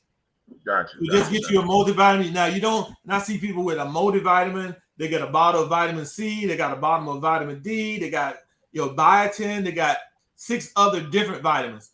All you need is a multivitamin. That's what's up. Any before the doctor go on to make sure everybody get any questions in there? Oh, well, Jamie has a question actually. He says, deodorant, You didn't read it before you said it. You ain't read it before you said it. Listen, I use women deodorant. I'm telling you now, I like it. I'm telling everybody. I use Dove now. I use Dove. Scroll. Why? Because I don't like the way men deodorant smell. Too strong. Okay. I like a little. You know, as long as it works for you, exactly, and the people around you are happy with it, then you do you. Exactly. Yeah. That's what I fuck with you, Doc. That's what you my man. Doc, did you say you guys are frat brothers? No, Jamie and him, not me. Sam. Oh, okay. Don't let that get out to the frat. We all with the school in South Carolina. We all with the school in South Carolina though. So that's what. Okay. Yeah. I got you. Way back. Way back. Yeah, man. Damn it, man. Y'all made me lose my damn train of thought. Jamie messed me up, man. I was about to mess with that damn question, man. But how many for real? But people just tell people when you say like you tell people go to the gym at 5 a.m. What's the minimum amount of exercise they need to get in so they understand? What is the what? Minimum amount of exercise they need to get in, and what kind? Is it cardio? Is it muscle training? Anything like that? Cardio is always best. 45 minutes to an hour is all you need to put in. One of the things that people don't realize is that you lose the same amount of calories if you run a mile versus walking a mile. You lose the same amount of calories. The only difference is when you run a mile, you do it faster. That is the only difference. Wow, so never heard that. Walk 3 miles, you're losing the same amount of calories if you run 3 miles. Wow. Walking is essential. I know that. Yeah. And most people can walk. You know, I know some people have, pains in their knees and things like that. But, that's something you can do for your remainder of your lifetime and still walking. We can't play basketball when we're 60 years old. We may not be on the golf course when we're 60 years old and walk in the golf course, but you can walk, to get some exercise. Yeah, Dick Gregory always said that. Walk. He said if you can't walk, if you can't, you got to hop, you limp. He said just keep moving. Keep moving all the time. So what's the main thing you want to tell Black folks before you get off here, Doc? Want to make sure like one of the few things you want to make sure we take away from this tonight. Go to your doctor, take care of your health, exercise, eat right. If we do those things, then we can start living a longer life and start being more productive. I know a lot of us, we still have goals and things that we want to meet. And the only way we can do it is we have good health. So exercise, eat right, go to your doctor. And can we smoke weed still instead of cigarettes? You can smoke weed. I would say smoke weed versus smoking cigarettes. I'm an edible type of guy anyway, though. But not funny. Listen, man. Thanks for coming on here again, man. We know how much we love you. We respect you. Your intelligence, always giving the people making it plain and simple for people is the best way to do it. And you make it friendly. Black people have this thing of going to doctors, but you make it really nice for people to go to doctors. Appreciate it. Yeah, appreciate you. Man. I'll come back when I'm working with a guy who is working with a company. You know those Listerine strips that people have that you put on the inside of your jaw?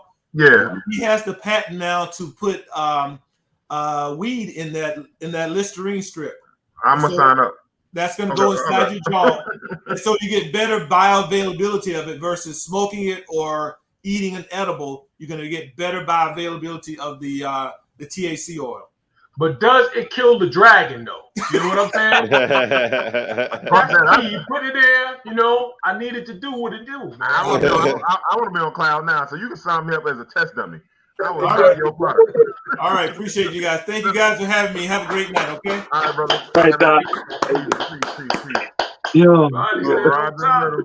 Yeah, that was good, man. That was good for the doctor, man. Giving it plain and simple. Yo, Derek, you a nut, man. Yeah, make sure one thing like somebody was saying, you gotta wash your goddamn hands. I realize that shit every time now. Yeah. Carry around that sanitizer and wash your goddamn hands, like touching doorknobs and don't attend any place. Now I'm about to get them gloves going now. My man that got my attention for real. Okay, y'all got white gloves in church. Don't the ladies carry around in white gloves all day? Oh, the usher used to do that. I'm bringing my own toilet tissue to the bathroom. Yes, you know what it is out here. You already know. I was listening to the doctor, and the doctor said something and he actually said it more than once. But anybody else catch it and educate me, because I might be wrong. I'm thinking in a bad way. But he said gay, bisexual, or you have sex with men. Yeah, that was funny. I think what it is because he's talking about women when he says that. women can sleep with a dude that be on both sides of the street. I know that's what I'm thinking. I'm trying to get clarity on it. Like, you know, I was thinking maybe I'm only thinking from the male perspective. Maybe he is talking about women. I don't know. You know what, Rodney? I'm so confused with all this stuff today. I don't know. What I'm saying. Like, I think that's why he said it, because I think he was confused. Because if he say bisexual or gay, it probably some other variation of one of the letters that. So I guess he just said in the speculation. So I guess it covers men and women when you say I guess sex with men. You know what I'm saying? Right. So, I just wanted to clarify that because, you know, I'll be trying to educate myself if I don't know something. I don't even want to know no more. All I know is the old school. So that's a new term. I guess that's a new term then. I am an ally. I'm not saying shit. D, you gotta give us something. You only got 2 scrolls so far. My over 7. He got another freaking 50 minutes. Nah, one was a warranted, man. Jamie, take us a commercial. I don't get a scroll right now. Jam.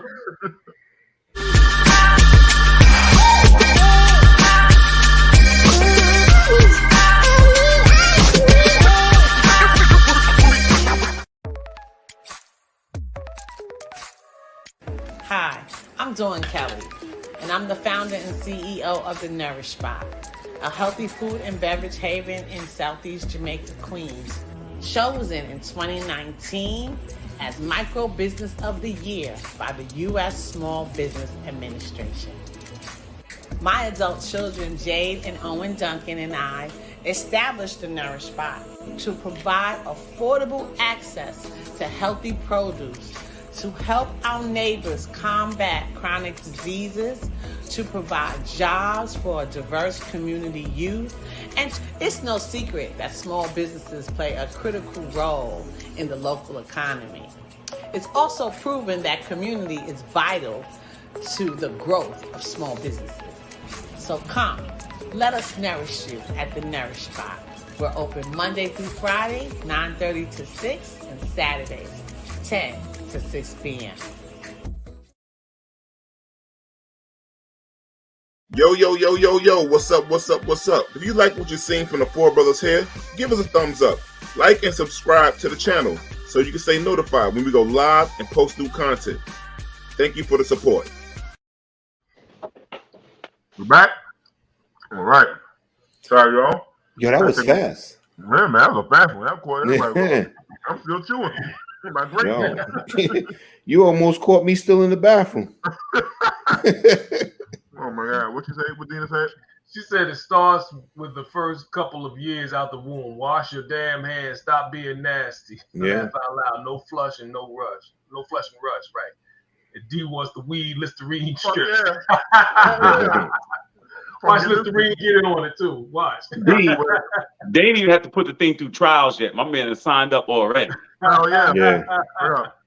Ray Thomas says, quiet as kept. I'm close to being a millionaire from my investment in Purell. Between COVID and monkeypox, I'm changing my address. I hear that. I ain't mad at that shit, man. Shit, man. So let me see what we got first over here. Let's see. My husband married. Oh no, sorry, Jamie. We got a teacher that was that was in the news recently because there was some complaints about her body type. And because she's an art teacher in the school, I think it's in Georgia. Am I right, Rodney? Somewhere is it New Jersey. I'm sorry, New Jersey. And do we have pictures or video or talking? That's the sister right there. I mean, that's a piece of art. She's an art teacher, piece of art right there. That's art. That's all God. Look at God. Won't he do it?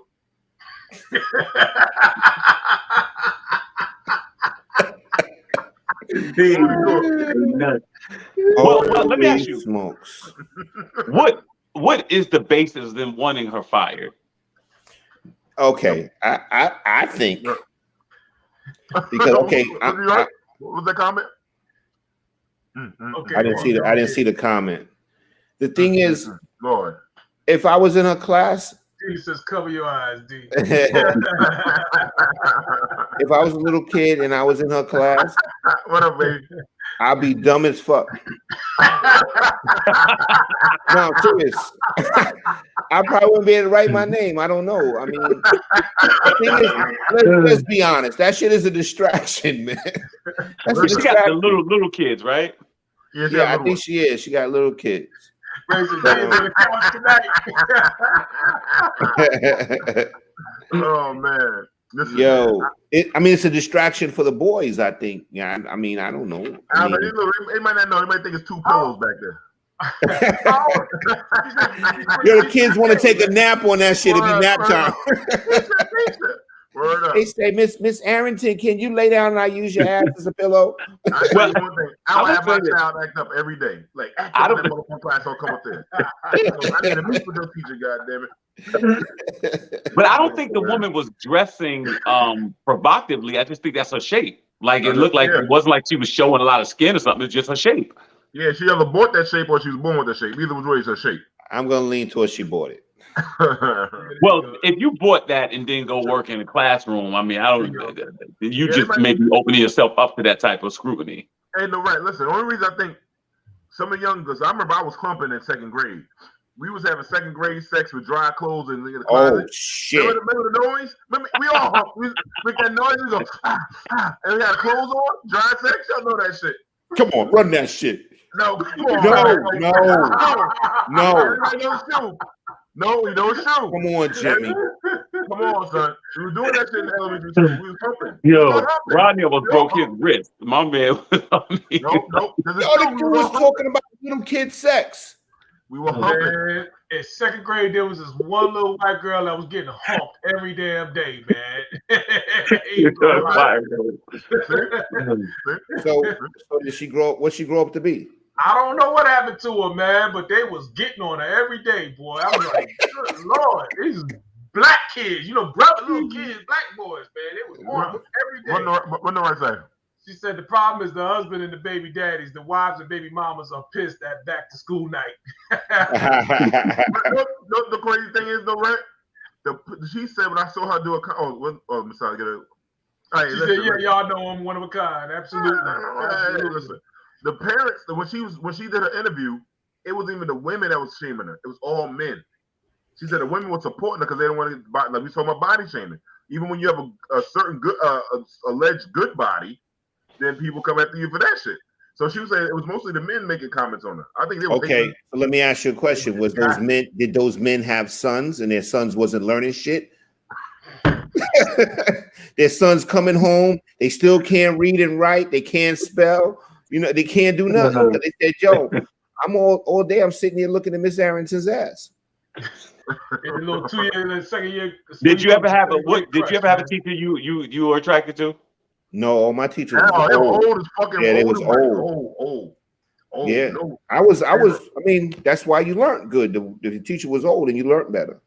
We had one teacher, a Spanish teacher, that was attractive. Other than that, it was looking kind of gray in Amityville, I have to admit. Back in our day, it was messed up because when I worked at Lincoln, it was a teacher named Miss Holt. Her attendance, every kid was in her class.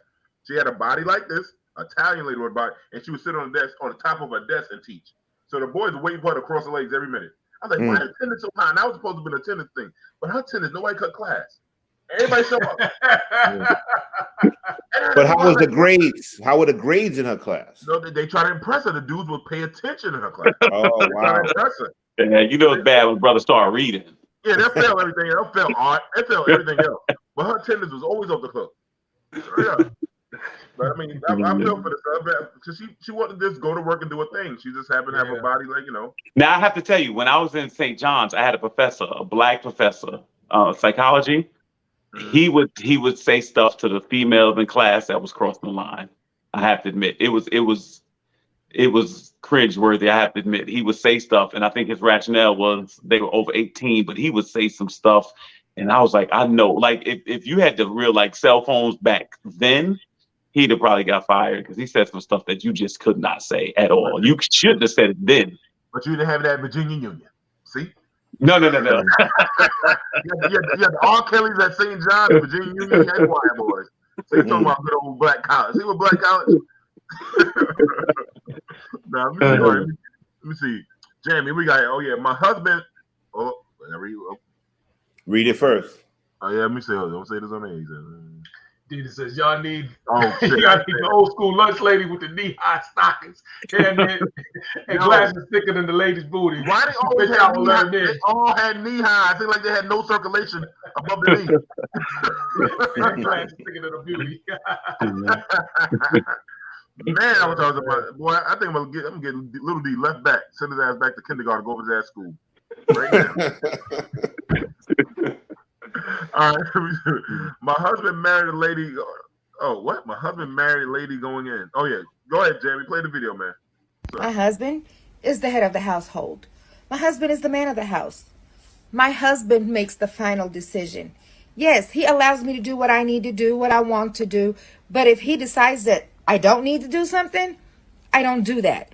And not because he controls me or I'm weak or whatever. No, it's about I trust him. I trust that he has the power to make the right decision. And that's why I married him. If I didn't think that he could lead me the right way, he wouldn't be my husband. So I know there's a lot of independent women out there that don't need a man or whatever. But if you got a man, let him be a man.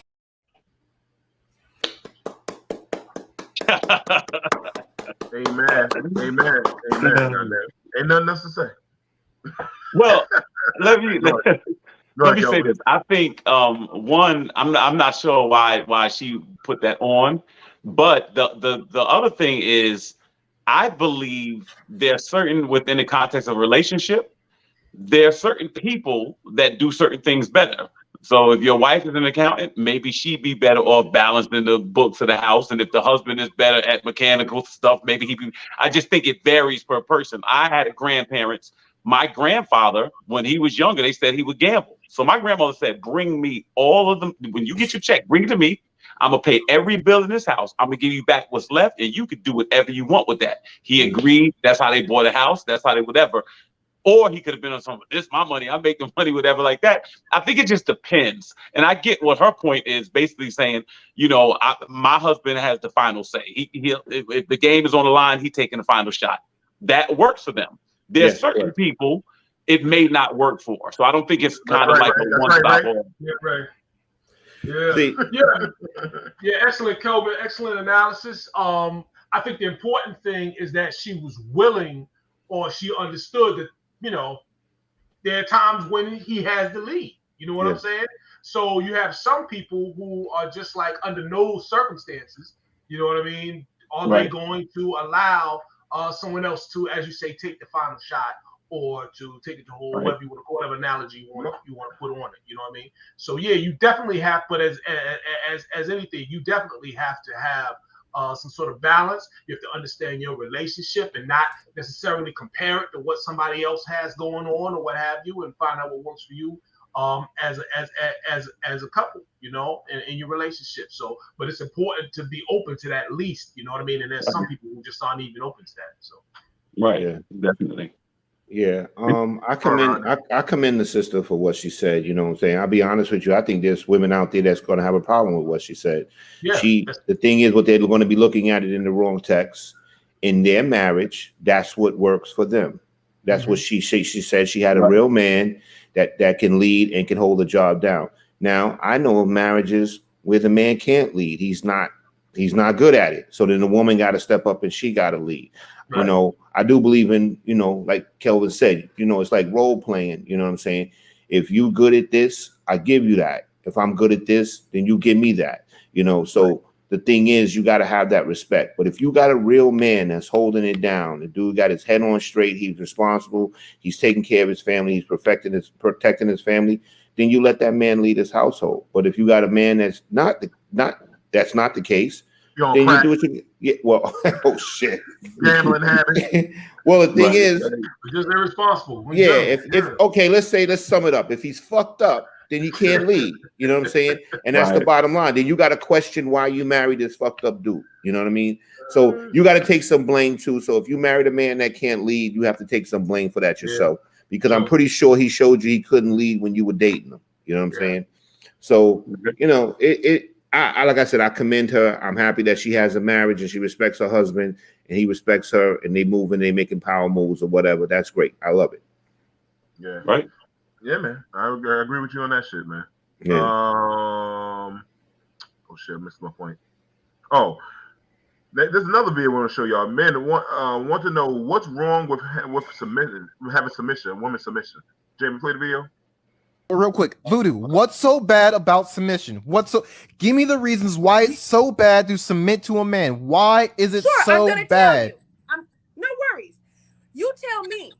So if we are equating the idea of submission on the physical ability to make one submit, why don't you black men submit to the white man willingly and happily? Because they have been physically making you submit for centuries.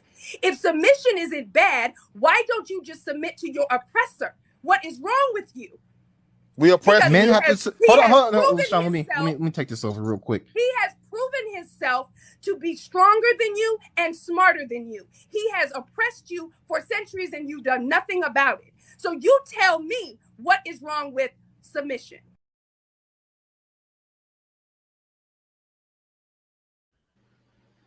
You might want to go first. Yeah. I think first of all, I think first of all, I think that's a false equivalency. Yeah. You being under the oppression of somebody white is different than you voluntarily being in a relationship with someone committing to them. So when it comes, first of all, involuntary submission is manipulation. Let me say that again. Involuntary submission is manipulation.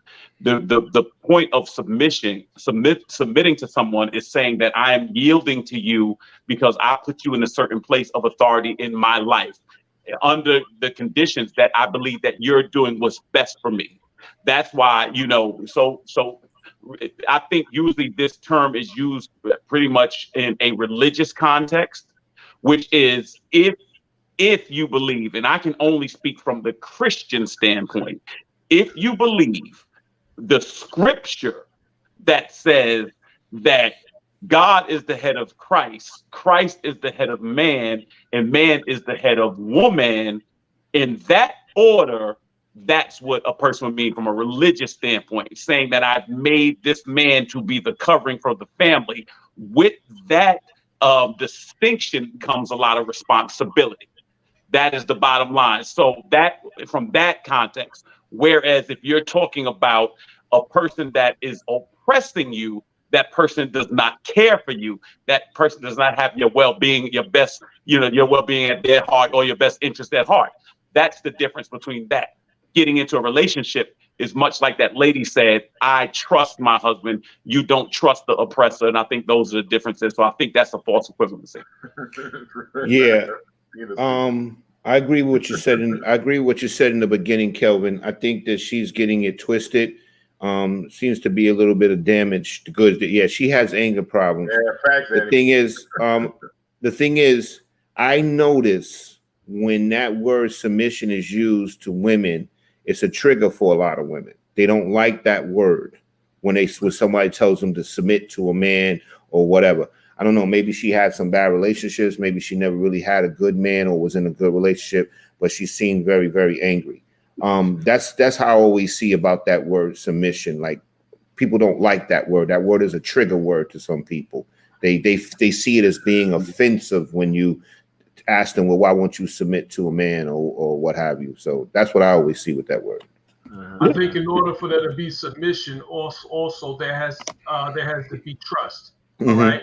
So there's an implied trust. The same way, let's say you a police officer, Rod. Right, boo. You had a Rod because they don't have the right man. But Roddy, you a police officer. When used to be. And Rod makes that shit clear every time. I make that shit clear every time. But you have a certain authority. You were given a certain authority because there's an implied trust with the population, with the public. All right. We had a trust that you were supposed to do a certain job and you will fill a certain role within our community, right? So it's the same thing within the family sense, the relationship sense. A man is supposed to fill a certain role, all right? If you're submitting to him, a certain role in the family, and with that comes a certain level of submission to his role. Be submissive to his role, fall back, let him do his thing. You know what I mean? And I think, and you're right, that whole idea or word submission or being submissive is being used almost, and she alluded to it. She right there. It's almost like a slavery thing. You know what I mean? Like they instantly connect that with being inferior. All right.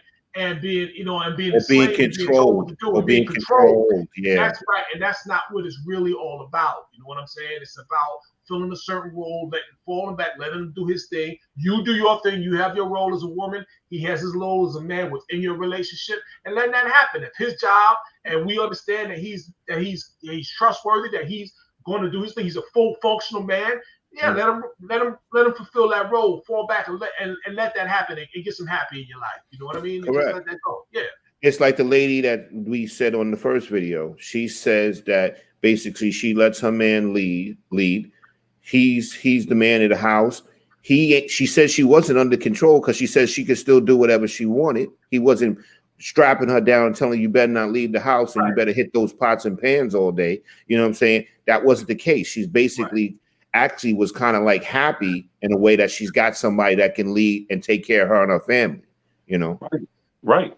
That's the benefit of it. And that's the only way I've seen it work. I grew up, my father was an electrician. My father was a Vietnam vet. I don't care if Mike Tyson came into the house. We thought my father would handle it. If Correct. you came at my mother, my father would handle it. That's right. My father would handle it. I've seen him under the car fixing the brakes. I've seen him wiring stuff around the house. I've seen my mother get in that kitchen and I mean, make dinners and this, that, and the third. It worked for them. And that's kind of the model I grew up with. You know, and I look at that model with you gentlemen. I watch the way you handle your families and you know, around your kids and your children and things like that. That it works better with you there. They know you can rely. They can rely on you. You know, you have sons. And there comes a time when you gotta let your son know. You know, you already know what it is. You know what I'm saying? Like, you know what I'm saying? So that's it is a benefit, and our community is starving for that. Our community was different. Let me tell you something. To me, I said this before. If you had fathers in place, if you have black men in place, I don't think you have a gang problem. I don't think you have a violent problem. If you had somebody that could corral these boys and raise them the right way when they're younger, it would change our community, really. And we have a deficit right now, and that's killing us. No, you're right, Kelvin, because the bottom line is when these kids are out running the streets, right, there's no consequences at home for it. The thing is, back in our days, you just like you were saying, you knew if you act up in that street, you said, when I get home, my father's going to tear me up. You know what I'm saying? So there's no fear with them coming home. They're coming home to basically, here now this kid is basically 6 foot, 230 pounds, and mom is, you know, doing the best she can to raise him. But she can't control him. Most of the time it's grandma, to be honest. Or grandma, correct. Big mama's still trying to raise you. So the thing is, she's old. She can't, you know, hem you up like you need to be. So there's no consequences at home. You have no fear of anything happening to you when you get home. You know, it's amazing. I remember one time my father came up to the school just to bring something I forgot. My father's 6'3", nearly 300 pounds. He was a big man when he was younger. And I remember he came and the teacher had kicked out this kid, James Jones, who didn't know how to act. My father came up there to give something to me. Just snitch on James Jones. My father came to give something to me. My father went out the hall, saw him standing there, and said, "What you sitting out here?" The teacher kicked me out. My father said, "You go sit in that class and act like you got some sense. You go back in there and sit down." And I mean, we were shocked because James don't listen to nobody. He listened to my father because it was a man that came and told him something. And it wasn't even his kid. But you go in there and act like you got some sense. And he probably was intimidated by your father as well from his size. Yeah, just to hear a male voice. He didn't have that at home, probably. Yeah, you know. I want to make sure we got some of the comments in, and I want to go to the next thing real quick. Jamie, bring up so we make sure we miss everybody. My baby, the red Bazemore. There you go, sweetie. Submission in its proper form is actually freedom to be our best selves in our relationships for the benefit of our relationship. There you go. There you go. Strong right there. Dina McKinney. Listen, I travel to work an hour and a half every day, come home, cook, clean, do laundry, take care of my man, hey boo, and take care of my girl. People call it submissive. I call it happiness. All right. That's what take care of my man B, baby. Oh yeah, there you go. There you go. Man, so absolutely. You know, we all have our roles, you know, and as we know as men, if it comes to the family, it's gotta come to us first. You know what I mean? And that's our job to be a vanguard. So you know. So that's another thing I like, and I love this. This is my favorite. This is my favorite story for the day. Nigeria becomes the first country to legally ban white talent from ad campaigns. Thank you, Nigeria. Thank you. Protectionism. Thank you. and I'm glad now he's got to work on that skin bleaching, and y'all gonna be all right. You're gonna be all right. I love the idea, D. I read the article, and for them to say we have so many millions of people here that if you want to come and do business with this country, the face of it is going to be somebody from this country, and that's it. If you want to exemplify what beauty is, it's going to be somebody that's beautiful in this country. You know, that's just what it is. I respect that a lot. You don't need these exterior forces. Let people be proud of who they are, where they come from, and what they're about. And I agree with that. And the main thing is they have the leverage. They can say yes or no, and they decided no, we're going to do it our way, and I respect that. And as a country, they're pretty well off too. And I didn't know they had 200 million people. That's a nice size population, man. I'm telling you, that's significant in a nice size country. Great economic power in the region. Wakanda forever. There you go, there. And they're not taking no shorts, man. They let them know. You want to come in here. We are protecting our markets. We're protecting our image, our culture, everything. So come on with it.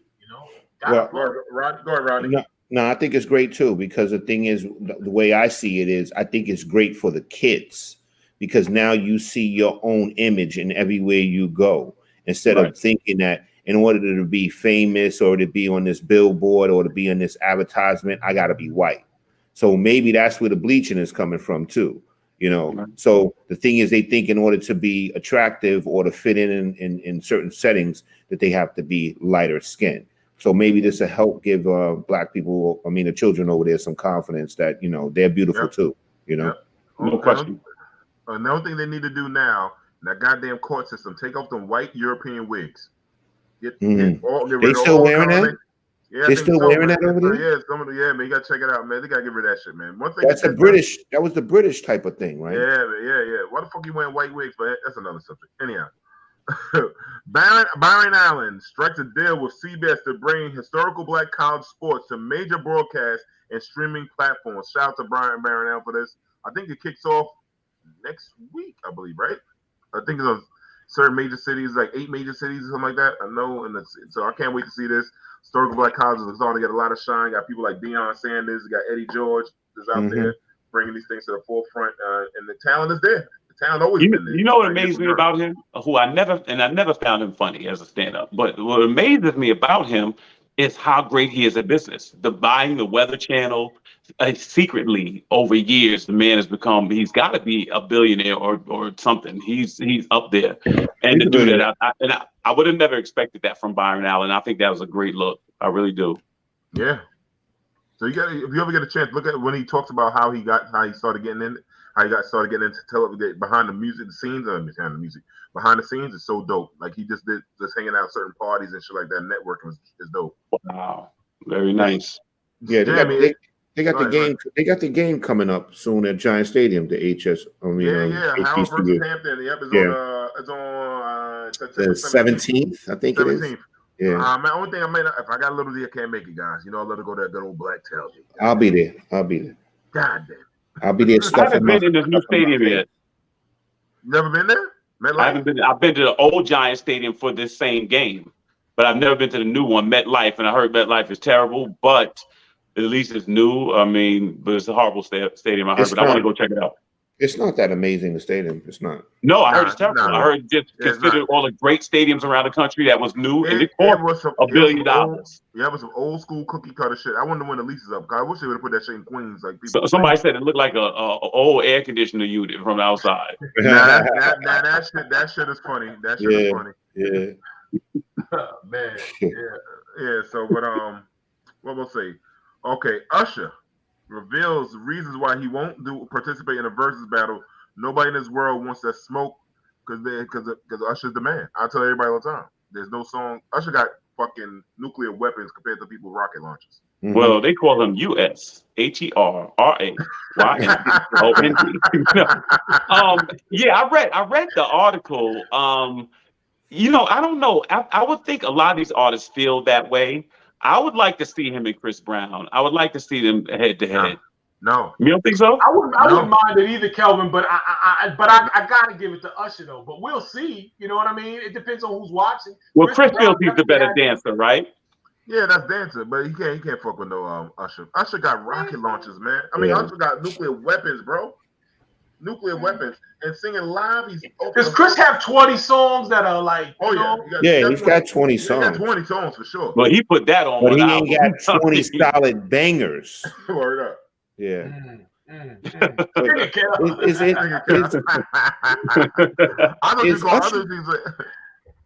Is Usher's in Vegas doing like this? Yeah, doing residency. And he just extended it. Let me tell you something, right? D, you remember back in the days where people used to say entertainers go to the Vegas Strip to die?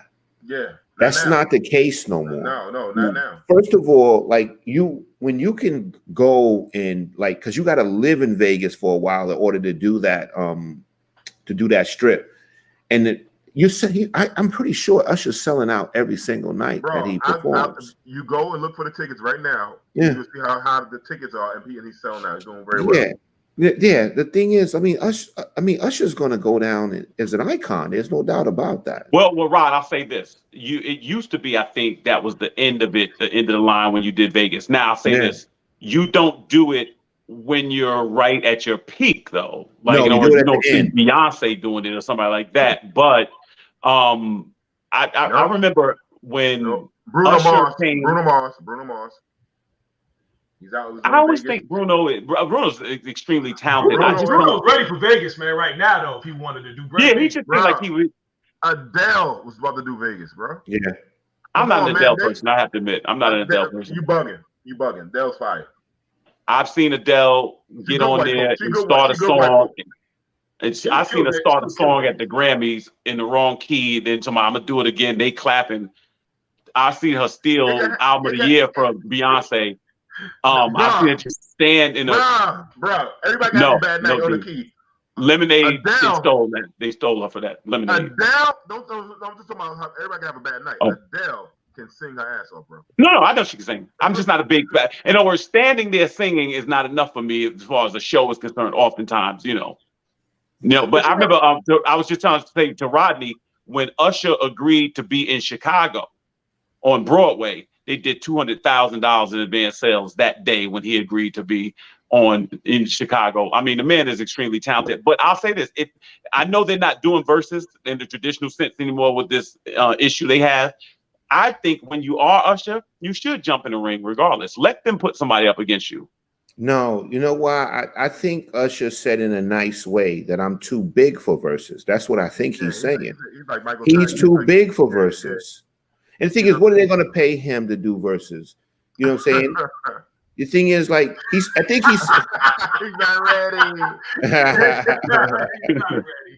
Yeah, like, the thing is, like, really, who are you going to match up against? And Chris Brown can't go against no Usher. I don't even think Chris Brown would want to go against Usher. Do you guys think that's because we're the age we are? Because if you take somebody 15 years younger than us, they definitely got Chris Brown winning it. Usher still comes out right now, and he still's wiping the table. Like what's wrong? The young kids. I work with the young kids. They still playing Usher. Yeah, Usher is the man. Son. Usher, I'm telling you, he's gonna be iconic. He's gonna go down. There's Usher's songs.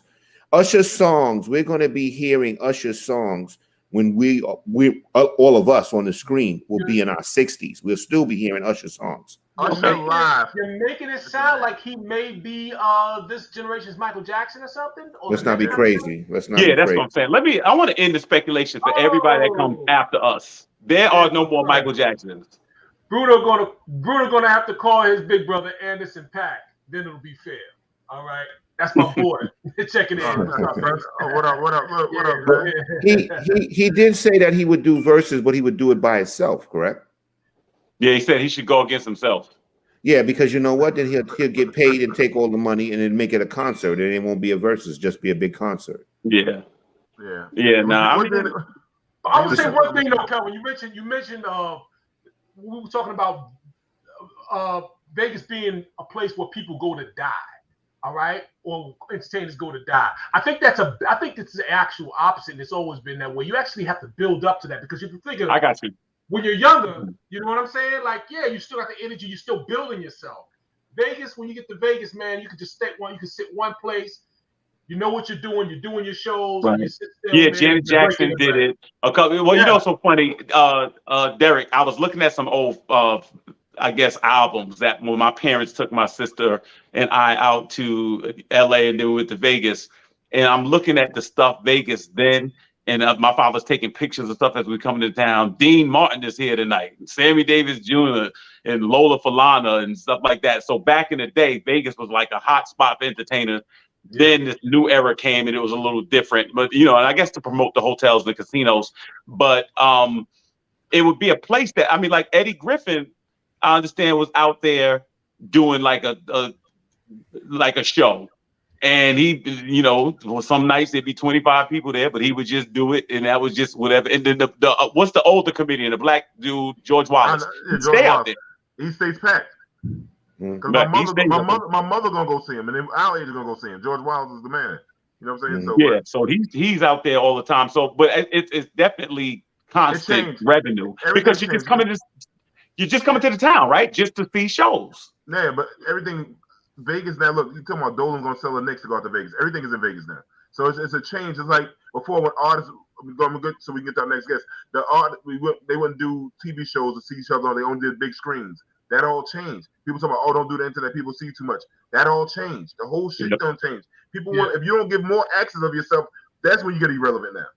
You gotta be seen all the time. So it just changed a lot.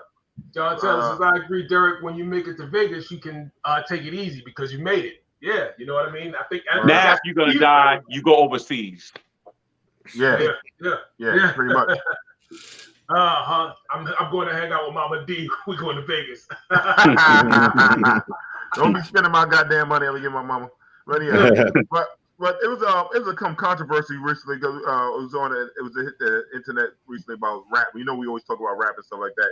Somebody named the top 50 worst rappers. So we're gonna bring in our guests. We always talk about with hip hop all the time. Our dear friend Damien. Jamie, bring Damien to the stage, brother. Oh, here we go. Yo, what up, man? What up? Yeah, I mean, this is always fun. I love talking hip hop with y'all. Y'all need to bring me on for some other topics because we can talk about a lot of things. Y'all talk about some wild stuff. And I'm just sitting there listening like I got 5 things to say and I'll probably get banned right after that. But I thank y'all for saving me from getting banned. How y'all doing tonight? We're gonna give Damien we good, man. How you doing? Yeah, I'm about to get scrolled. Look. It is what it is. Yeah, any particular order you want to stop? Jamie, do we have a picture of the list so we can show people? Do we have that? Oh, there we go. Everybody take a good look at this. Let's give it a couple of seconds, Jamie. Don't take it away. People may not be able to see it. You're going to have to go down that list. Oh, yeah. We can do whatever. However y'all want to address this. It's funny. I think this is just funny. Who the fuck is Okay, Damien, since we got a lot of people that are on the list, can you see some notables that you think should not be on this list? I can't say anybody that I'd be like, well, I actually think Little Flip can rap. If you're asking about people who can rap, there are some people. He's the rapper who did Game Over, right? That he was back in the day. He was a freestyle champion, so he's like off the top of the head rapper. That's true. So when you talk about people who don't even write rhymes to somebody that can actually freestyle, then you have to. There's a difference in those things, but. I mean, it depends on what you're saying, Damon. If you freestyling and it's whack, then it's whack. But if people are writing, I go to the store and I get a hoe, I don't care. Like, you writing is trash. Like, so I mean, what song is that? Sound like now.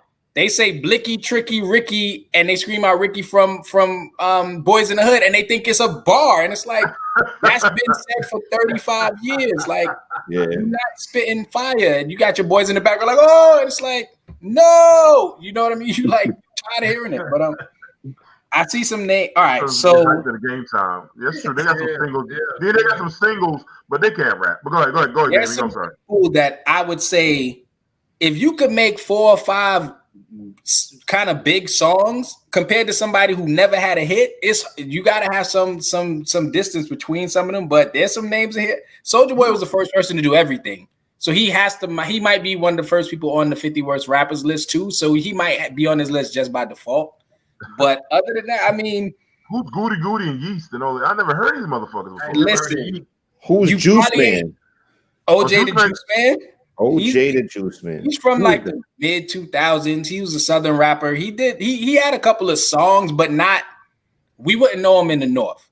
We wouldn't. He was in the South. They know him. They like him, but he's not a rapper. So I feel like there has to be some distinction between an artist, a rapper, and an entertainer. Because a lot of these people you would call entertainers, because you know they don't write raps. You know they done had people writing for them their whole career. You know they just get on stage and recite. You know they have no talent. You've seen them freestyle before, and you like, what was that? So Damien, does Nelly deserve to be on this list? Huh? Nelly deserves to be on this list? I wouldn't put him on this list as the 50 worst. I wouldn't even put RZA on the 50 worst. And I think RZA is... No, I can't say it. I can't. I will say it for you. RZA, he was when what's up when he first came out? We love you, Raheem, when he was Raheem. Yeah, he was like pretty something, right? I can't. I you know, if y'all correct me in the chat. He's producer, but rapping now can't do it. Right. I don't think he should be in the rapper category. He freestyle, he rap every once in a while, but I mean, I think Capadonna is like I don't know. Anyway, we could put him on that list. What do y'all think about Nick Cannon being on this list? He should be on it. Yeah. He might have enough children to sell enough records. So he might. Yo, look, you gotta win the numbers game somehow. What do y'all think about Iggy Azalea being on this list? Yeah, she should be on there. She should be on it. I'll say this. I don't know who Tom McDonald is. I thought it was Michael McDonald cousin or something like that. I'm like, I mean, if you was bars, Michael McDonald got some hits though. So if you flip one of those, you might have a bang on you. You know? Do you think Tony Yayo need to be on the list? I mean, so I was thinking about that song. You know, he had the hit and he was doing the dance. I was like, would that be like the new symbol for children who can't read? They just do this so the teachers. See, this is what I mean. Like, I might get the scroll. All right, I'm gonna chill. I think Tony Yayo could be on the list. Nick Cannon's person. I think you take Nelly off because there are Saint Lunatics that are worse than him. Oh, forgot about that. So you might take a few people in his crew and put them on the list before him. Okay, but the thing is, most people don't even know the Saint Lunatics existed. Right. They didn't even know they existed. They have, You might be able to name a Saint Lunatic, but I can't name one. Some of them got albums. I've never heard them, but they got them. Well, the thing is, you got to remember, Damon, that certain hot rappers at the time, they would take their homeboys, create a group, and they would ride off the momentum of the guy that's putting them out. That's it. That was always the formula. They was doing that back in the day, you know. That was the formula. Kane brought people out, you know. KRS. Is that fair to say about Junior Mafia? Biggie did it with Junior. I was just about to say that. Biggie did it with Junior Mafia. You know, 50 Cent did it with G-Unit. Yeah, I mean, it's just that Murphy Lee. It's just that was the formula. Murphy Lee was the best rapper in the Saint Lunatics, though. I'll say that. Oh my God! Without a debate. That's not hard to do. Oh, shit. Great point. I'm a better rapper than the Saint Lunatics. So Vanilla Ice is number 14. Do y'all think y'all can name 13 rappers worse than him? I'll be honest with you. There are 2 rappers I can think off the top of my head that should be on the list, and I think that they're still not as bad as Vanilla Ice. Who? Tone Loc and Young MC. Oh shit! I took it back, right? I fucked you up, right? Oh, I can't put Tone Loc on this list. Funky Cole Medina. I know. I kind of like that song. I mean, listen to the rap. Come on, he's not a rapper. He had the beat. It was catchy. You know what I'm saying? It's like the other thing, Sir Mix-a-Lot. He's whack too, but he caught a beat. Man. He had a catchy phrase. I like big butts. Yeah, that's but it. But he had my posse on Broadway. My posse on Broadway. That shit was trash. It was trash. He just gave us an insight to Seattle lifestyle. I didn't know motherfuckers black people was in Seattle until you went out there. Well, shit, you do that, you might as well put too short. No, I shouldn't say too short. See, now we're going too far. No, I don't think too short should be on the list. I don't think too short. Oh, you say the word bitch. I like too short. See, you opened up the can of worms. See, you started throwing out names and one sound like the other. I shouldn't have said that. The thing is, too, look how many albums Too Short has made. Oh yeah. I don't think nobody made more rap albums than Too Short. Too Short got some lyrics in there, man. Yeah, he does. All He's right. got some lyrics in there. So y'all want to get into the controversial names that most people on Twitter are going to tag and talk about. What do y'all think about Cardi B being on this list? What are y'all thoughts? Yep. Yeah. Yeah, Cardi B's not a good rapper. She got too many hits. See, Same there we line go. for Too Short. All right, so here's my point. I'd rather go see Too Short than Cardi B, bro. Me I would too. Here's my thoughts, though. When you think about it, you know, music and rap, that's an art form. So hits is more the business popularity, but art for art, talent. I mean, if Cardi B, no beats, just was like, I'm about to bust a freestyle for you, would you go to the bathroom at that point in the concert? I'm getting up and running. I'm getting up and Cardi running. B right next cannon. Hey, Derek, what son is Derek, that's your oldest son, middle son, or youngest one? That's my oldest. That's my oldest. One that's in the Navy. Checking in. What's up, Well, that's what's up. What's up? Now I got the new trending question: Cardi B versus Nick Cannon in a rap battle. Cardi B wins. Yeah, I might go with Nick Cannon. I might bet money on Cannon. But Damien, I don't go with Nick Cannon about, with nothing. I don't go with Nick Cannon with nothing. Damien, what if it was a paternity test? What does it say about the genre? How is Cardi B this big? What is it saying about hip hop? Is she not like the most popular female rapper in the world today? Yeah, no, Nicki Minaj is. Nicki Minaj is bigger than Cardi B. Yeah, really? Well, in recent times, right now, Cardi B is more popular than Nicki Minaj. It seems like Nicki Minaj just hosted the MTV Awards. She just hosted. Yeah, but she's not. She doesn't have an album out, right? Does she? Yeah, she dropped a song recently, I think. But I would say Cardi B is more popular. Yeah, right. She's not. I don't think she's as worldwide. She is on the same level, but Nicki Minaj has like critically acclaimed verses. You know what I mean? So how do you have one of the worst rappers to be considered the number one spot right now? How is that possible? Because the music business, it's a business, and it's algorithms, and it's catchy phrases. It's not really about showcasing talent. If you think about it right now, you can become famous off of posting a certain amount of things on a social media account. You don't have to have any skill. You can pay somebody to do it for you and become famous, and people think you have something to offer the world. Is she writing this stuff, or the guy she's with is writing it? We can't confirm or deny, but many people have been attributed to writing her lyrics. But if you know people don't care about lyrics and you just need to have somebody who look a certain way, Kirk Franklin can. I mean, he could definitely curse somebody out, but I don't know. Yo, he cracks. I'll fuck you up. Future's on the list too. So what do y'all think about Future being? Because Future probably has the most hits out of everybody on the list, almost combined. You know, if we're being honest. Okay. So if we were talking hits, Future, you have to take him off before Cardi B. But we're not talking hits. We're talking rap. We're talking as a rapper. Rap. And the thing is, I don't understand a word. I don't understand a word that Future says except for Molly Percocet. That's all I understand. That's all I understand. One of the wildest things I ever heard in a rap song that wasn't just straight cursing wild, trying to be as vulgar as possible. He said her best work is on her knees. And I was like, wait, did I just hear that in a rhyme at the end of a verse? I was like, that might be the wildest thing I just heard somebody slide into a rap song in my life. And I was like, him and Nick Cannon can battle rapping and who can make more babies. But the thing is, Future has some slamming beats which have carried him. That's where Future has made his success with slamming beats. So now I have now I'll be more serious with a question that I want y'all to really think about. Should all respect to those who have passed, should Big Hank be on this list? Who the fuck? Big Bag Hank from Sugar Hill? From taking Grandmaster Cash's verse and rapping it like it is his. The original fighter. You got a point. The original fighter. No disrespect. I feel like I'm being disrespectful. I asked a serious question, right? You got a point. The original biter. Word. He's right. He bit the whole right now in hip hop, we would have to say this person is probably, and I feel like I'm being disrespectful. Then the Sugar Hill Gang.